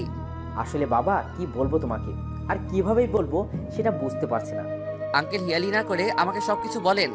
আসলে আনিশা মনে করছে তার সাথে কেউ জোর জবরদস্তি করছে, আর তার সতীত্ব নাকি নষ্ট হয়েছে, আর সেটা নাকি তুমি আর তোমার বন্ধু মিলে করছো। আমি এই কথা শুনে মাথা নিচু করে আছি আর ভাবছি আমি কি করলাম আর আনিশা কি বলল। আমি আর কোনো কথা না বলেই সেখান থেকে চলে আসলাম। আমার মাথায় কিছুই ঢুকছে না, কি থেকে কি হয়ে গেল। আমি আবারও গাছের নিচে গিয়ে বসলাম আর ওইসব কথাগুলো ভাবছি। সন্ধ্যা হয়ে গেছে, খুব ক্লান্ত, তাই একটু চোখ বন্ধ করেছিলাম। তখন কেউ আমার কাঁধে হাত দিল। আমি তাকিয়ে দেখি ঈশিতা। আমি তো অবাক হয়ে তাকিয়ে আছি তার দিকে। ও এখানে কি করে? পাঠকদের হয়তো মনে নেই, রংপুর থেকে ঢাকা আসলাম। বাসের পাশের সিটে ঈশিতা। তুমি এখানে কি করো? আর এইভাবে শুয়ে আছো কেন? আর তোমার কপালে কি হয়েছে? এমনি, ও কিছু না। তা কি করো তুমি এখানে? আরে পাগল, আমার বাসার সামনেই তো তুমি আছো। তোমার কি হয়েছে বলো তো? আমাকে বন্ধু ভেবে বলতে পারো। তোমার তোমার চাচার বাসায় ওঠার কথা। কেন যেন ঈশিতাকে বিশ্বাস করতে ইচ্ছে করছে, তাই সব বলে দিলাম। দেখি ঈশিতার চোখে পানি। ঈশিতা আমার হাত ধরে টান দিল। আমি বসা থেকে উঠে দাঁড়ালাম। ঈশিতা আমাকে বলতে লাগলো, এখন তুমি আমার সাথে যাবা। আমি কোথায় যাব? তোমাকে কোনো কথা বলতে হবে না, আর আমার সাথে গেলেই হবে। আমি সত্যি আর নতুন করে অপমানিত হতে পারবো না, আমাকে মাফ করো। ঈশিতা আমাকে জোর করে নিয়ে গেল তার বাড়িতে। তার বাড়ির অবস্থা মোটামুটি মধ্যবিত্ত পরিবার। সে আমাকে তার পরিবারের সাথে আমাকে পরিচয় করে দিল। তার পরিবারের লোকজন খুব ভালো। ঈশিতার কথায় আমাকে তাদের বাড়িতে থাকতে দিলেন। আমি ঈশিতাকে বললাম, ঈশিতা, আমার জন্য তোমাদের কষ্ট করা লাগবে না, তোমরা থাকো, আমি যাই। ঈশিতা আমার হাত ধরে বলল, সবাইকে আনিশার মতো মনে করো কেন? বন্ধুর বাড়িতে তো থাকাই যায় নাকি? আমি অনেক চিন্তা ভাবনা করলাম, যেভাবেই হোক আমি পরীক্ষাটা দিব, তাই রাজি হলাম। ঈশিতা আমাকে একটা ঘর দেখিয়ে দিল আর বলল, ফ্রেশ হয়ে আসো। আমি ফ্রেশ হয়ে আসলাম। সবাই একসাথে রাতের খাবার খেলাম। ঈশিতার বাবা নেই, তার আম্মা আর একটা বড় ভাই আছে। উনি ব্যবসার কারণে বেশিরভাগ সময় বাইরে থাকে। ঈশিতা তার ভাইয়ার রুমে আমার থাকার ব্যবস্থা করলো। আনিশাদের ওখান থেকে আসার সময় দারোয়ান চাচার হাতে একটা চিঠি দিয়ে এসেছিলাম আর বলেছিলাম পরীক্ষাটা শেষ হলে যেন আনিশাকে দেওয়া হয়। আর ওইদিকে আনিশার রিপোর্ট ঠিক আছে, তার সতীত্ব ঠিক আছে, তারপরেও তার মনে কোনো আক্ষেপ নাই। আমাকে তো তারা বাড়িছাড়া করতে পেরেছে, কিন্তু চাচি তার ভুল বুঝতে পেরেছে। এখন কিছুই করার নেই। ঈশিতা আর আমি একসাথেই পড়তাম, তাই তার বইগুলো নিয়ে আমি আর ঈশিতা পড়তাম। পরীক্ষার আর কিছুদিন বাকি আছে। আমার আর ঈশিতার প্রস্তুতি ভালোই। আমরা সারাদিনই একসাথে পড়াগুলো করতাম, গল্প করতাম, অনেক মজা করতাম। প্রথম পরীক্ষা আমার আর ঈশিতার একই কলেজে পরীক্ষার সিট বসেছে। আর আমি পরীক্ষার রুমে ঢুকতে দেখলাম আনিশা আর তার বান্ধবীরা সবাই গল্প করছে। আমি শুধু একবার দেখেই আমার সিট খুঁজতে লাগলাম, আর ভাগ্যক্রমে আনিশার আগের সিটটাই আমার। আমি কোনো কথা না বলেই বসে গেলাম আমার সিটে। আমার কেমন যেন লাগছে, কেউ হয়তো আমার দিকে তাকিয়ে আছে। আমি আর সেদিকে না লক্ষ্য করে পরীক্ষা দিতে বসলাম। স্যার আসলেন, পরীক্ষা শেষ করলাম। আমি আর ঈশিতা চলে আসলাম। তারপর গণিত পরীক্ষার সময় দেখলাম আনিশার চোখে পানি টলমল করছে। আমি বুঝতে পারছি তার কমন আসে নাই, তাই আমি এমনভাবে বসলাম যেন আনিশা আমার খাতা দেখতে পারে। দেখি সে মাথা নিচু করে আছে, তাই আমি হালকা করে তার মাথায় হাত দিলাম আর ইশারায় বললাম আমার খাতাটা দেখার জন্যে। সে লেখা শুরু করলো, আমিও করলাম। এইভাবে আমাদের পরীক্ষাটা শেষ হলো। আনিশা আমাকে অনেক ডেকেছিল, কিন্তু আমি না শোনার ভান করে চলে আসি। এইভাবে আমাদের পরীক্ষা শেষ হয়। আমি বুঝতে পারি আনিশা আমার উপর দুর্বল হয়ে গেছে। আমার পরীক্ষা শেষ হওয়ায় ঈশিতাকে নিয়ে ঘুরতে যাই, কারণ কাল আমি রংপুরে চলে যাব। আজ অনেক ঘুরলাম, অনেক এনজয় করলাম, মজা করলাম। আজকের দিনটা আমার সারা জীবন মনে থাকবে। কাল সকালে আমি ঈশিতাকে ও তার পরিবারকে বিদায় দিয়ে চলে আসলাম ঈশিতার পরিবারের সাথে আমার খুব ভালো সম্পর্ক হয়ে গেছে। আমি বাড়িতে আসলাম, আম্মু দেখছি রান্না করছে। আম্মুকে সালাম করলাম। আম্মু আজ অনেক খুশি। আব্বুকে ফোন দিলাম। কিছুক্ষণের মধ্যেই আব্বু আসলো।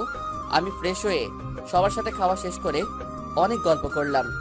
জার্নি করে আসার কারণে আব্বু আমাকে ঘুমাতে বলল। আমিও রুমে গিয়ে ঘুমিয়ে পড়লাম। আমি আমার রুমে এসে ঘুমিয়ে গেলাম। ঘুম থেকে উঠে দেখলাম এখন সন্ধ্যা হয়ে গেছে। অনেক দিন পর এসেছি বাসায়, তাই একটা আরামের ঘুম দিলাম। ঘুম থেকে উঠে ফ্রেশ হয়ে নাসিবকে ফোন দিলাম। ওকে আমার বাড়িতে আসতে বললাম। কিছুক্ষণ পর নাসিব আসলো। আমি আর নাসিব চলে গেলাম আমার প্রিয় জায়গাটায়, নদীর পাড়ে। সেখানে বসে আড্ডা দিচ্ছি। এমন সময় ঈশিতার ফোন। বলো। তোমাকে না বলেছিলাম বাসায় পৌঁছে আমাকে একটা কল করতে, করনি কেন? অনেক দিন পর বাড়িতে আসলাম, খুশিতে ফোন দিতে ভুলে গেছিলাম, সরি। ও, একদিনে আমাকে ভুলে গেছো? ভালো লাগলো। তা কি করো এখন? রাগ করছো? সরি বললাম তো। আমি আর আমার বন্ধু নদীর পাড়ে বসে আছি। তুমি? বন্ধু নাকি বান্ধবীর সাথে ফোনটা দেও তো। তোমার বন্ধুকে? আমি কথা না বাড়িয়ে দিয়ে দিলাম, কারণ ওর যা রাগ, কি না কি করে বসে, আর মুখ দিয়ে একবার যা বের হবে তা করেই ছাড়বে। এক কথায় নাছোড়বান্দা। ঈশিতার এগুলো আমার আবার ভালো লাগে। আমার উপর জোর করে অধিকার খাটানোর চেষ্টা করে। আমি এটাও বুঝি সে আমাকে অনেক ভালোবাসে। আমিও তাকে পছন্দ করতে শুরু করি। তার কারণ আমি যেমন মানুষ মনে মনে খুঁজেছিলাম, ঈশিতা ঠিক তেমনই। খুব ভালো মনের মেয়ে একটা। এমন মেয়ে হাজারে একটা পাওয়া যায়। ওর সাথে আমার কোনো রক্তের সম্পর্ক নেই, কোনো বন্ধুত্ব সম্পর্ক ছিল না, কিন্তু ও আমাকে ওর বাসায় থাকা খাওয়ার জায়গা দিয়েছিল। আমার বন্ধু হয়ে সব সময় পাশে ছিল। এমন মেয়েকে জীবনসঙ্গী হিসেবে কে বা না চায়। আমি নাসিবকে ফোনটা দিলাম। নাসিব আর ঈশিতা কি যেন কথা বলছে। নাসিব বারবার আমার দিকে তাকাচ্ছে। আমি তো এবার সত্যি ভয় পেলাম। ঈশিতা সব বলে দিচ্ছে না তো? নাসিব আর ঈশিতার কথা শেষ হলো। নাসিব ফোনটা আমাকে দিয়ে চুপচাপ বসে আছে। আমি নাসিবকে গোতানো শুরু করলাম। কিরে, কথা বলছিস না কেন? নাসিব কিছু না বলে দাঁড়ালো। আমিও দাঁড়ালাম। আমি যেই কথা বলতে যাব, নাসিব আমার বাম গালে এক থাপ্পড় দিল। নাসিব আমার হাত ধরে তার মাথায় হাত দিয়ে বলতে শুরু করলো। রাফি, আমাদের বন্ধুদের কসম, ঢাকাতে কি কি হয়েছে আমাকে সব বল। আমি আর অভিনয় করতে পারলাম না। চোখের পানি বাধা মানছে না। আমি নাসিবকে সব বললাম। এখন আনিশাকে আমি শুধু ঘৃণা করি। আমি আর আনিশার সামনে কোনো দিনও যাব না। নাসিবকে সবকিছু বলতে পেরে মনটা একটু হালকা লাগছে। নিজের কাছে এখন অনেকটাই ভালো লাগছে। নাসিবকে ঈশিতার কথা বললাম। রাত অনেক হয়ে গেছে, তাই আমি আর নাসিব নিজের বাড়িতে আসলাম। আমি বাড়িতে এসে খাওয়া শেষ করে আম্মু আব্বুর সাথে অনেক গল্প করে ঘুমিয়ে গেলাম। সকালে ঘুম ভাঙলে নামাজে গেলাম। নামাজ থেকে এসে আব্বুকে বললাম, আব্বু, আমিও আপনার সাথে কাজ করতে চাই। এখন তো আমি ফাঁকাই আছি, এই সময় কাজ করতে পারলে একটু ভালো হতো। আব্বু আমার সাথে পরামর্শ করে বলল, কাজ কিন্তু খুব কঠিন, কিন্তু তুমি যখন চাইছো চলো না একদিন আমার সাথে। কাজ করতে ভালো না লাগলে আমাকে বলবা, কেমন? তোমার বেশি কষ্ট হলে আমি তোমাকে আর কাজ করতে দিব না। আব্বু, আপনি কোনো চিন্তা করেন না, আমাকে আপনার সাথে কাজে নেন, আমি পারবো ইনশাল্লাহ। আমি আর আব্বু কাজে গেলাম। আমি আব্বুর সাথে রাজমিস্ত্রির কাজ করতে গেলাম। আজ আমার কাজ হলো ইট নিয়ে 3য় তলায় দিয়ে আসা। আমার সাথে আরো একজন ছিল। আমি কয়েকবার কাজ করার পর আর পারছি না, তাও করতে লাগলাম। আমার পুরো শরীর ঘেমে গেছে। আমি আমার মতো কাজ করলাম। আজ অনেক ক্লান্ত লাগছে। আমার হাতে ফোসা পড়ে গেছে, হাত জ্বলছে। তবে কাজ শেষে যখন 300টা টাকা পেলাম, মনে হলো আমার কাছে এগুলো কোনো কষ্টই না। আমার জীবনে প্রথম রোজগারের টাকা। আজ আমি অনেক খুশি। সন্ধ্যার পর কাজ শেষ করে আমি আর আব্বু একসাথে কাজ করে বাসায় ফিরলাম। অনেকটা ক্লান্ত লাগছে। আমি আমার জীবনের প্রথম রোজগারের টাকা আম্মুর হাতে তুলে দিলাম। এতে আম্মু এত খুশি হলো যে বলার মতো না। আম্মু কেঁদে ফেলেছে। আমি আম্মুকে সান্ত্বনা দিলাম, আম্মু, তোমার এই ছোট ছেলেটা আর আগের ছেলেটা নেই, সে এখন বড় হচ্ছে। দোয়া করো আম্মু, জীবনে যেন কিছু একটা করতে পারি। আমি আজ একটু তাড়াতাড়ি খাওয়া দাওয়া করেই ঘুমাতে গেলাম, কিন্তু আমার শরীর খুব ব্যথা করছে। এখন কোনো রকমে ঘুমাতে পারলাম। মাঝরাতে আমার ঘুম চলে আসলো। আমি ঘুমিয়ে গেলাম। সকালে উঠলাম, নামাজ পড়ে এসে নাস্তা করে আব্বুর সাথে কাজে গেলাম। এইভাবেই দিন কাটতে লাগলো। মাঝে মাঝে ঈশিতার সাথে কথা হয়, আনিশাও আমাকে ফোন দেয়, কিন্তু আমি ধরি না। আমার ওর উপর এখন কোনো ফিলিংস নেই। হয়তো সে এখন চিঠিটা পেয়ে গেছে। আমি চিঠিতে বেশি কিছু লিখি নাই, ম্যাম, পৃথিবীর সবাইকে এক মনে করতে নেই, আর যে যেরকম কাজ করবে সে তার ফল পাবেই। আপনিও পাবেন, তবে হয়তো সেই দিন এমন কিছু হবে কিছুই করতে পারবেন না। আমি সত্যি আপনাকে ভালোবাসতে চেয়েছিলাম, আপন করতে চেয়েছিলাম। ঠিকভাবে খোঁজ খবর নিয়ে দেখেন, চোখ থাকলে দেখতে পাবেন, মুখ থাকলে বলতে পারবেন, আর কান থাকলে শুনতে পাবেন। আল্লাহ না করুক এই রাফির কারণে আপনাকে চোখের পানি ফেলা লাগে। দোয়া করি ভালো থাকবেন। চাচা চাচিরে দেখে রাখবেন, তারা মাটির মানুষ, খুব ভালো তারা। ইতি, এই পৃথিবীর পরিচিত মানুষ, ছোট লোক। এখন প্রায় আমি আর আব্বু কাজে যাই। এখন আর আল্লাহর রহমতে কাজ করলে আর কোনো সমস্যা হয় না। এইভাবেই আমার আড্ডা, কাজ আর ঈশিতাকে নিয়ে আর বাবা মাকে নিয়েই ভালোই আছি। আজ কাজ করে বাড়িতে এসে দেখি আমাদের বাড়ির সামনে গাড়ি। ভালো করে দেখে চিনতে পারলাম এটা ছোট আব্বুর গাড়ি। কিন্তু এখানে কেন? তার মানে কি ছোট আব্বু আমাদের বাড়িতে এসেছে? এইসব ভাবতে ভাবতে বাড়ির ভিতরে ঢুকে দেখি আমাদের ছোট ড্রাইভিং রুমে চাচা চাচি বসে আম্মু আব্বুর সাথে গল্প করছে। আসসালামু আলাইকুম ছোট আব্বু। ওয়ালাইকুম আসসালাম বাবা। রাফি, তোমার এমন অবস্থা কেন? কাজে গেছিলাম, আপনারা গল্প করেন, আমি ফ্রেশ হয়ে আসছি। আমি আমার রুমে ঢুকে তো অবাক, দেখি আনিশা আমার রুমে বসে বসে আমার আঁকা পেন্টিংগুলো দেখছে। আমি কিছু না বলে আমার কাপড় নিয়ে বাথরুমে গিয়ে গোসল করে ফ্রেশ হয়ে বের হলাম। রাফি, কেমন আছো? কুকুর তো সবসময় রাস্তায় থাকে, কুকুর কেমন থাকে তা নিশ্চয়ই আপনার অজানা নয় ম্যাডাম। আমাকে ক্ষমা করে দাও প্লিজ, আমি আমার ভুল বুঝতে পেরেছি। ছোট লোকরা কারো উপর রাগ করে থাকে না, এটা তাদের সামর্থ্যের মধ্যে পড়ে না। এখন আপনি এখান থেকে যান। তোমার পায়ে পড়ে আমাকে ক্ষমা করে দাও। দেখুন, আব্বু আম্মু শুনতে পাবে, আমি ক্ষমা করেছি। এখন এখান থেকে যান প্লিজ, আমার ক্লান্ত লাগছে। আনিশা চলে গেল। আমি বিছানায় গাটা হেলে দিলাম। কখন যে ঘুমিয়ে গেছি, আম্মুর ডাকে ঘুম ভাঙলো। বাবা রাফি, খেতে আয়। যাচ্ছি। আম্মু শোনো, বল। ছোট আব্বুরা এখানে এসেছে কেন? তোকে নিয়ে যেতে এসেছে। না আম্মু, আমি তোমাদের ছেড়ে আর কোথাও যাব না। এখন তো আমার পড়া নেই। এইসব পরে হবে, এখন খেতে আয়। আম্মু তুমি চাও, আমি ফ্রেশ হয়ে আসছি। আমি ফ্রেশ হয়ে খেতে গেলাম। আমার পাশে আনিশা বসেছে। আমার অসহ্য লাগছে ওর পাশে বসে থাকতে। রাফি, তুমি কি আমাদের সাথে কাল ঢাকায় যাবে? ছোট আব্বু, এখন যে কি করব? রেজাল্ট বের হোক, যদি ভালো ভার্সিটিতে চান্স পাই তখন দেখা যাবে। আর আব্বু আম্মু ছাড়া থাকতে আমার ভালো লাগে না। না আব্বু, রাফি আমাদের সাথেই থাকবে। রাফি ঠিকই বলেছে। এখন যে কি করবে? আমাদের সাথে কয়েকদিন থাক। আব্বু, তাহলে আমি এখানে থাকি, রাফির সাথে আমি ঢাকায় যাব। আমার ভীষণ রাগ উঠছে মেয়েটার উপর। এখানে যে কি মতলব নিয়ে এসেছে আল্লাহ, আর এই ছলনাময় মেয়েটাই ভালো জানে। এত নিখুঁত অভিনয় মানুষ করতে পারে? আপনি এখানে থাকতে পারবেন না, থাকা খাওয়া সবই কষ্টের। আর আপনাকে ছাড়া চাচা চাচিও থাকতে পারবে না। রাফি ঠিকই বলেছে মা, আমাদের এখানে তোমার কষ্ট হবে। তুমি কাল রাফির সাথে ভালো করে গ্রামটা ঘুরে দেখিও। আনিশার ন্যাকামিগুলো আমার আর সহ্য হচ্ছে না। তাড়াতাড়ি খেয়ে ওখান থেকে চলে আসলাম। রুমে এসে নাসিবকে কল দিলাম। হ্যাঁ রাফি বল। আমি আজ তোর সাথে থাকবো, আমাদের বাড়িতে আত্মীয় এসেছে। চলে আয়, তোর সাথে থাকতে আমারও ভালো লাগবে, দারুণ মজা হবে। দোষ আয়। আমি একটু পর আসছি। আমাদের বাড়িতে রুম মাত্র 4টা, 3টা থাকার ঘর। একটাতে আব্বু আম্মু থাকে, একটাতে আমি, আর একটা আত্মীয় স্বজন আসলে, আর একটা রান্নাঘর। আমি শুয়ে শুয়ে ফোনে গেম খেলছি। এমন সময় আনিশা আসলো। তুমি আমার সাথে এমন করছো কেন রাফি? নাকি আমার সহ্য হয় না? আমি আপনার কাছে হাত জোর করে ক্ষমা চাচ্ছি। আমার আব্বু আম্মুর কাছে আমাকে ছোট করবেন না, তারা আমাকে অনেক ভালোবাসে। যদিও ভালোবাসা মানে আপনি বুঝেন না। আমার ভুল আমি বুঝতে পেরেছি, আমি এখন সত্যিই তোমাকে ভালোবাসি রাফি। আপনার মুখে সত্যি কোনটা মিথ্যা কোনটা আমি বুঝতে পারি না। আমি আর তানিশার কথা না শুনে রুম থেকে বের হয়ে আসলাম। আম্মু, আমি নাসিবের বাসায় যাচ্ছি থাকতে। সাবধানে যা। আচ্ছা, আমি নাসিবের বাসায় যাচ্ছি।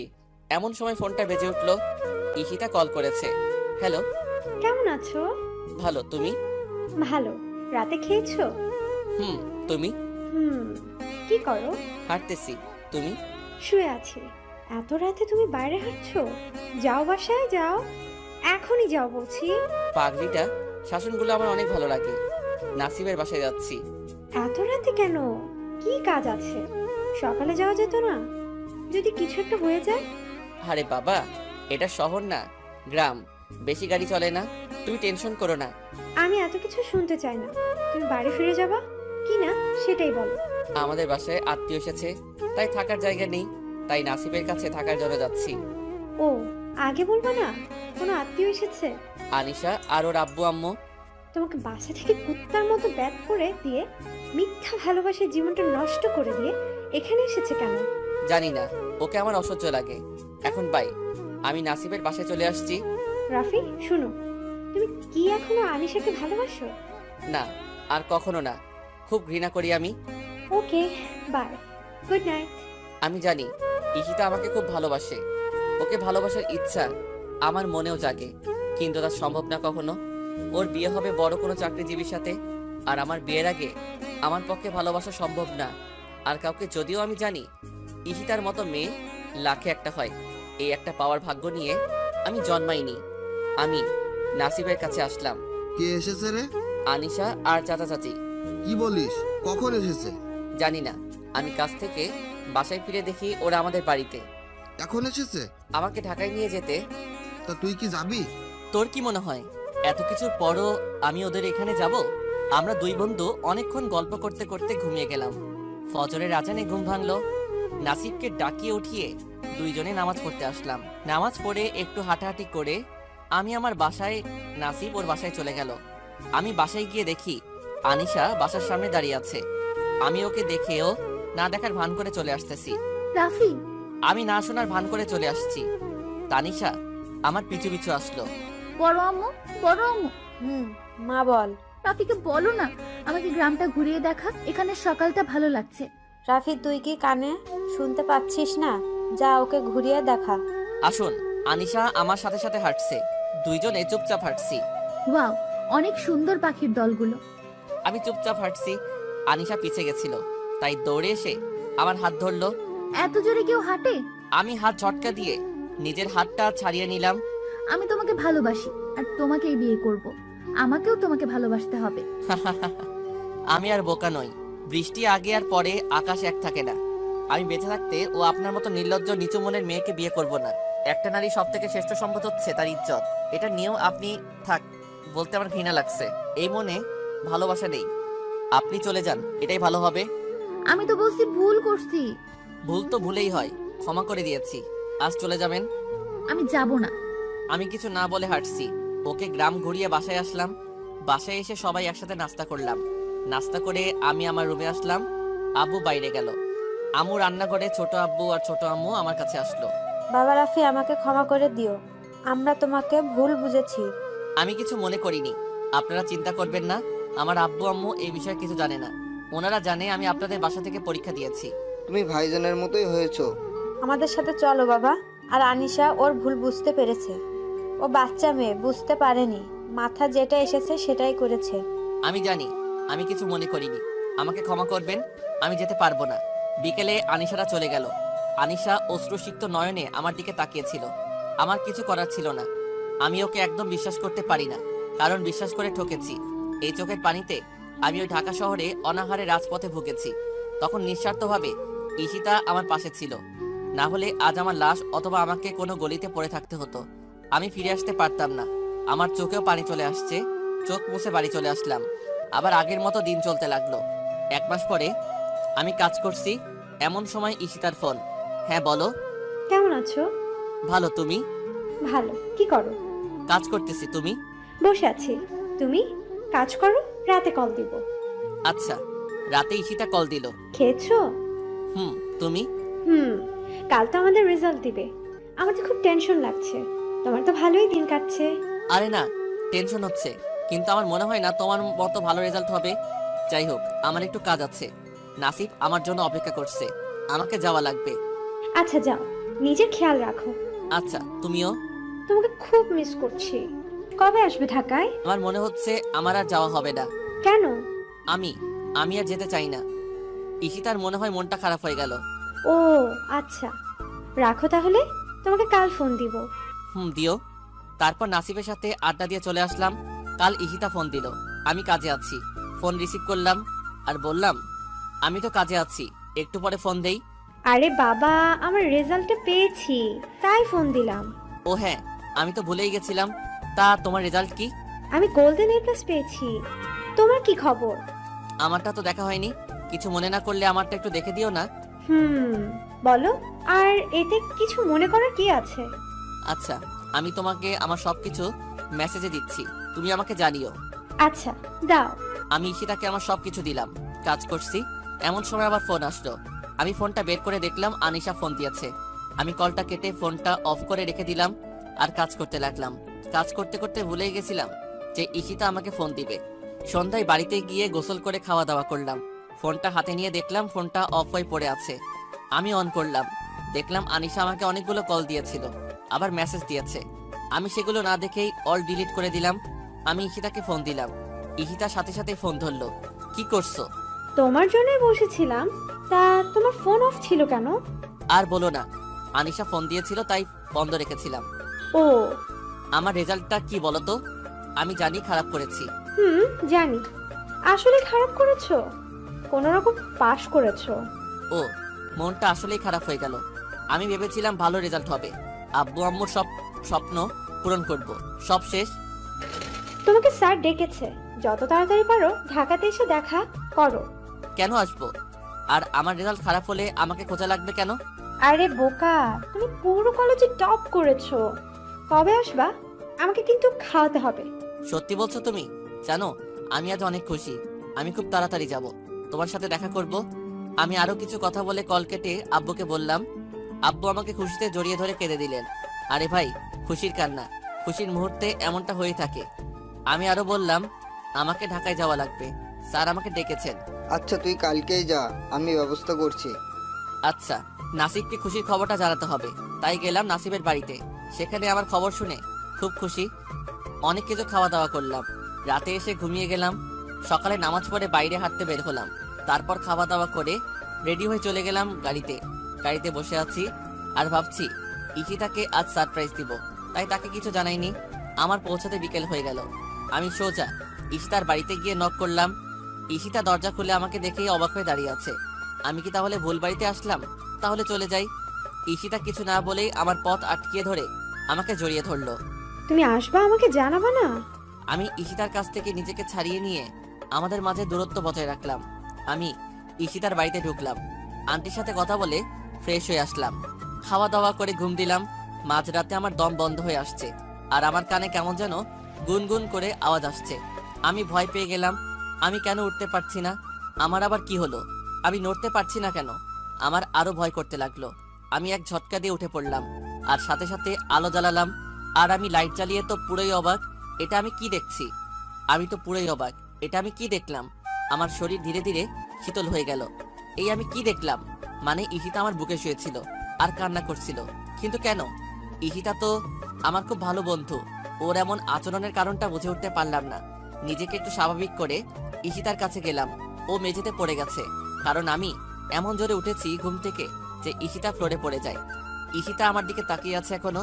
আমার কেমন যেন অস্বস্তি লাগছে। মনের মধ্যে হাজারো প্রশ্ন নিয়ে আমি তার কাছে গেলাম। তাকে নিয়ে বিছানায় বসালাম। বসিয়ে তাকে এক গ্লাস পানি দিলাম। ঈশিতা পানি খেয়ে একদম মাথা নিচু করে বসে আছে। আমি দেখতে পারলাম ও কিছু একটা নিয়ে ভয় পেয়ে আছে। ঈশিতা, কি হয়েছে তোমার? আর কখন থেকে তুমি এই ঘরে আছো? ঈশিতা চুপ করে বসে আছে। কি হয়েছে বলবে, নাকি আমি চলে যাব? আমি এটা বলে এই ব্যাগ হাতে নিয়ে দরজার কাছে যেতে লাগলাম। ঈশিতা দৌড়ে এসে আমাকে জড়িয়ে ধরলো আর বলতে লাগলো, তুমি কি কিছু বুঝো না? তুমি মিথ্যা ভালোবাসাকে ফিল করতে পারো, আর আমার ভালোবাসা ফিল করতে পারো না। আমি তোমাকে ভালোবাসি। বাসে তোমাকে দেখে আমার খুব ভালো লাগে। তোমার কথা খুব মনে পড়তো। হঠাৎ একদিন তোমার ওই ভাবে দেখা পাবো ভাবিনি। ওই পাওয়াটাই ছিল আমার আশার আলো। তুমি আমার অনেক কাছে চলে এসেছিলে। ভেবেছিলাম তোমাকে বলবো, কিন্তু তুমি এক মিথ্যা ভালোবাসার উপর বিশ্বাস হারিয়ে ফেলেছো। তোমাকে বলে যদি আমার থেকে দূরে যাও, তাই বলিনি। আজ অনেকদিন পর তোমাকে পেলাম। আমি তোমাকে সত্যি অনেক ভালোবেসে ফেলেছি। আমি অবাক না হয়ে পারলাম না। আমি কি করব কিছুই বুঝছি না। ঈশিতা আস্তে আস্তে আমার দিকে এগিয়ে আসছে। আমার ঠোঁটের কাছে তার ঠোঁট নিয়ে আসছে। আমি কোনো রকম নিজেকে সামলিয়ে বললাম, ঈশিতা, আমাকে কিছুদিন সময় দাও, কাল স্যারের সাথে দেখা করে চলে যাব। ঈশিতা মন খারাপ করে আছে, তার চোখে পানি টলমল করছে। আচ্ছা, কাল তাহলে আমাকে সারা দিন দিতে হবে। আমি একটা দিন শুধু তোমার হতে চাই। আমি কিছু একটা ভেবে বলে দিলাম, ওকে। সকালে ঈশিতার ডাকে ঘুম ভাঙলো। আমি উঠে গোসল করে নিচে নামলাম। খাওয়া দাওয়া করে আমি আর ঈশিতা বের হলাম। প্রথমে গেলাম কলেজে। সেখানে স্যারের সাথে দেখা করে জানতে পারলাম প্রিন্সিপাল স্যার আমাকে ডেকেছেন। আমি গেলাম। স্যার, আসতে পারি? আসো। আসসালামু আলাইকুম স্যার, কেমন আছেন? ভালো আছি। তোমাকে যে কারণে ডেকেছিলাম। এটা বলেই ড্রয়ার থেকে একটা কিছু বের করলেন আর আমার হাতে দিলেন। আমি নিলাম, দিয়ে দেখি একটা ফর্ম। স্যার, এটা কিসের ফর্ম? প্রিন্সিপাল স্যার বলল, তোমাকে স্কলারশিপ দেওয়া হয়েছে কলেজ থেকে। আমাদের মনে হয় তুমি জীবনে ভালো কিছু করতে পারবে, তাই তোমাকে কলেজ থেকে কানাডায় পাঠানোর সিদ্ধান্ত নিয়েছি। যেতে 2 লাখ টাকা লাগবে।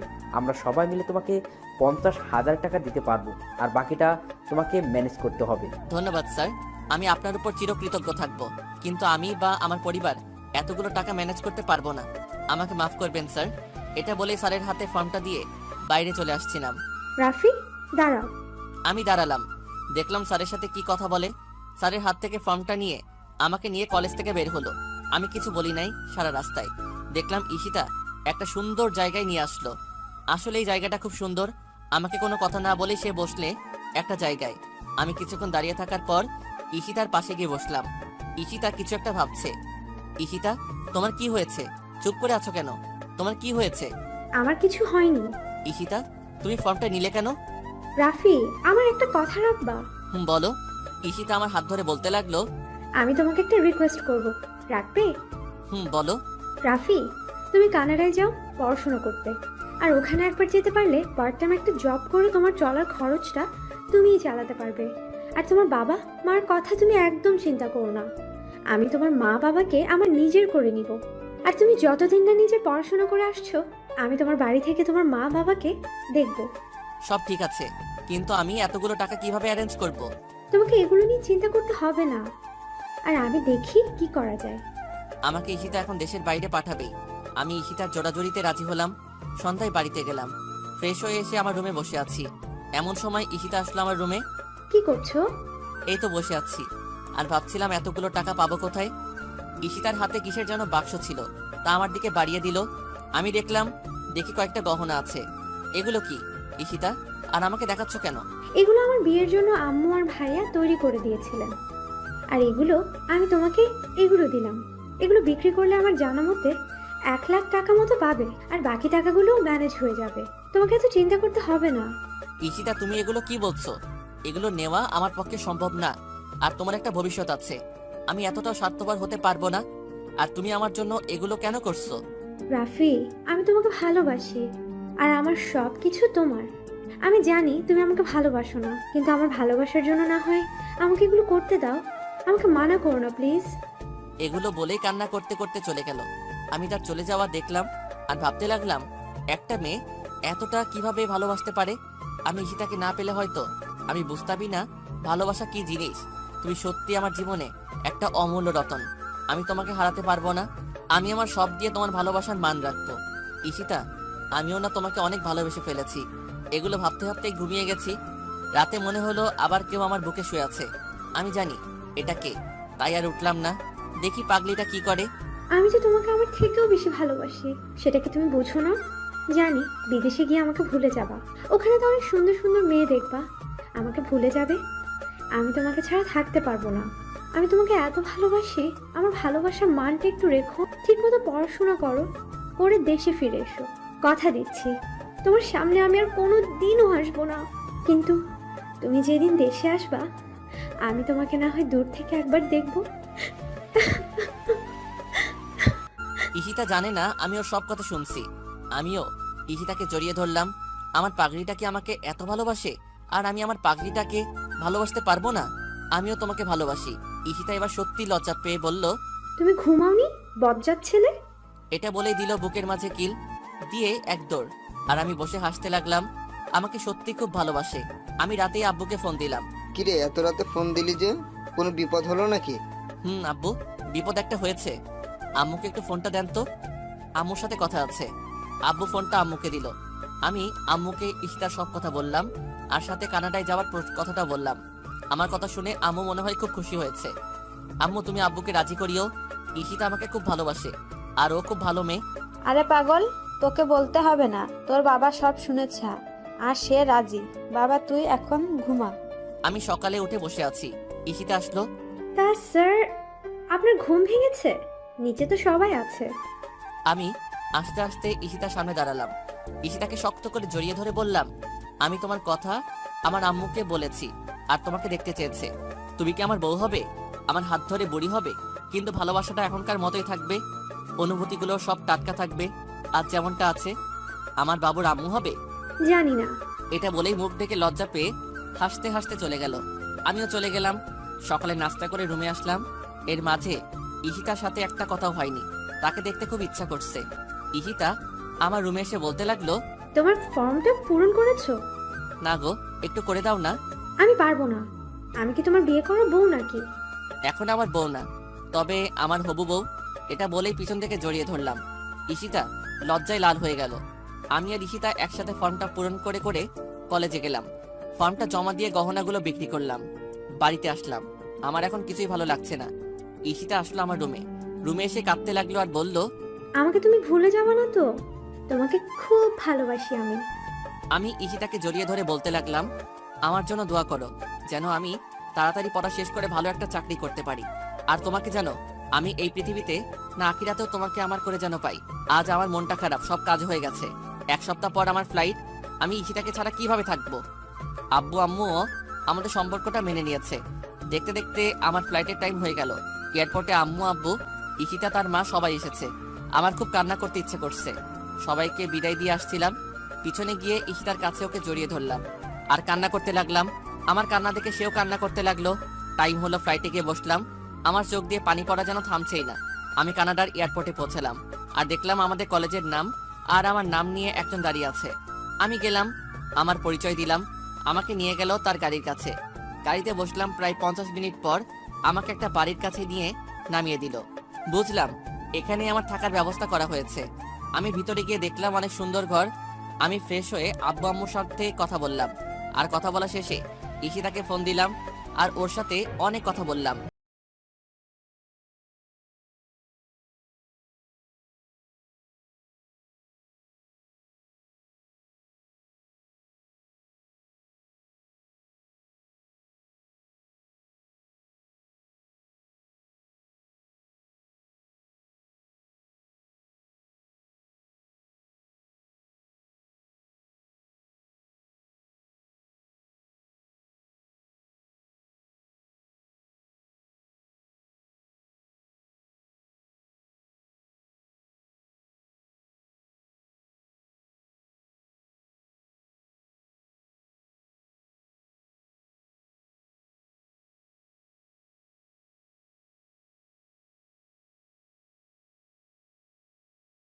শাড়িতে দেখলাম, বিশ্বাস করেন ভাই, অনেক সুন্দর লাগছিল। হঠাৎ মনে হলো কেউ আমাকে ধাক্কা দিচ্ছে। তাকিয়ে দেখি আব্বু। লজ্জায় মাথা নিচু হয়ে গেল। সেই দিনই আমার আর ঈশিতার বিয়ে হয়ে গেল। আর হ্যাঁ, ভালো কথা, আমার পরিবার আর ঈশিতার পরিবার একসাথেই থাকি। ঈশিতার কাছে আমি সারা জীবন কৃতজ্ঞ থাকবো আমার জীবন বদলে দেওয়ার জন্য, আমার পরিচয় থেকে ছোট লোক পরিচয়টা সারা জীবনের মতো মুছে দেওয়ার জন্য।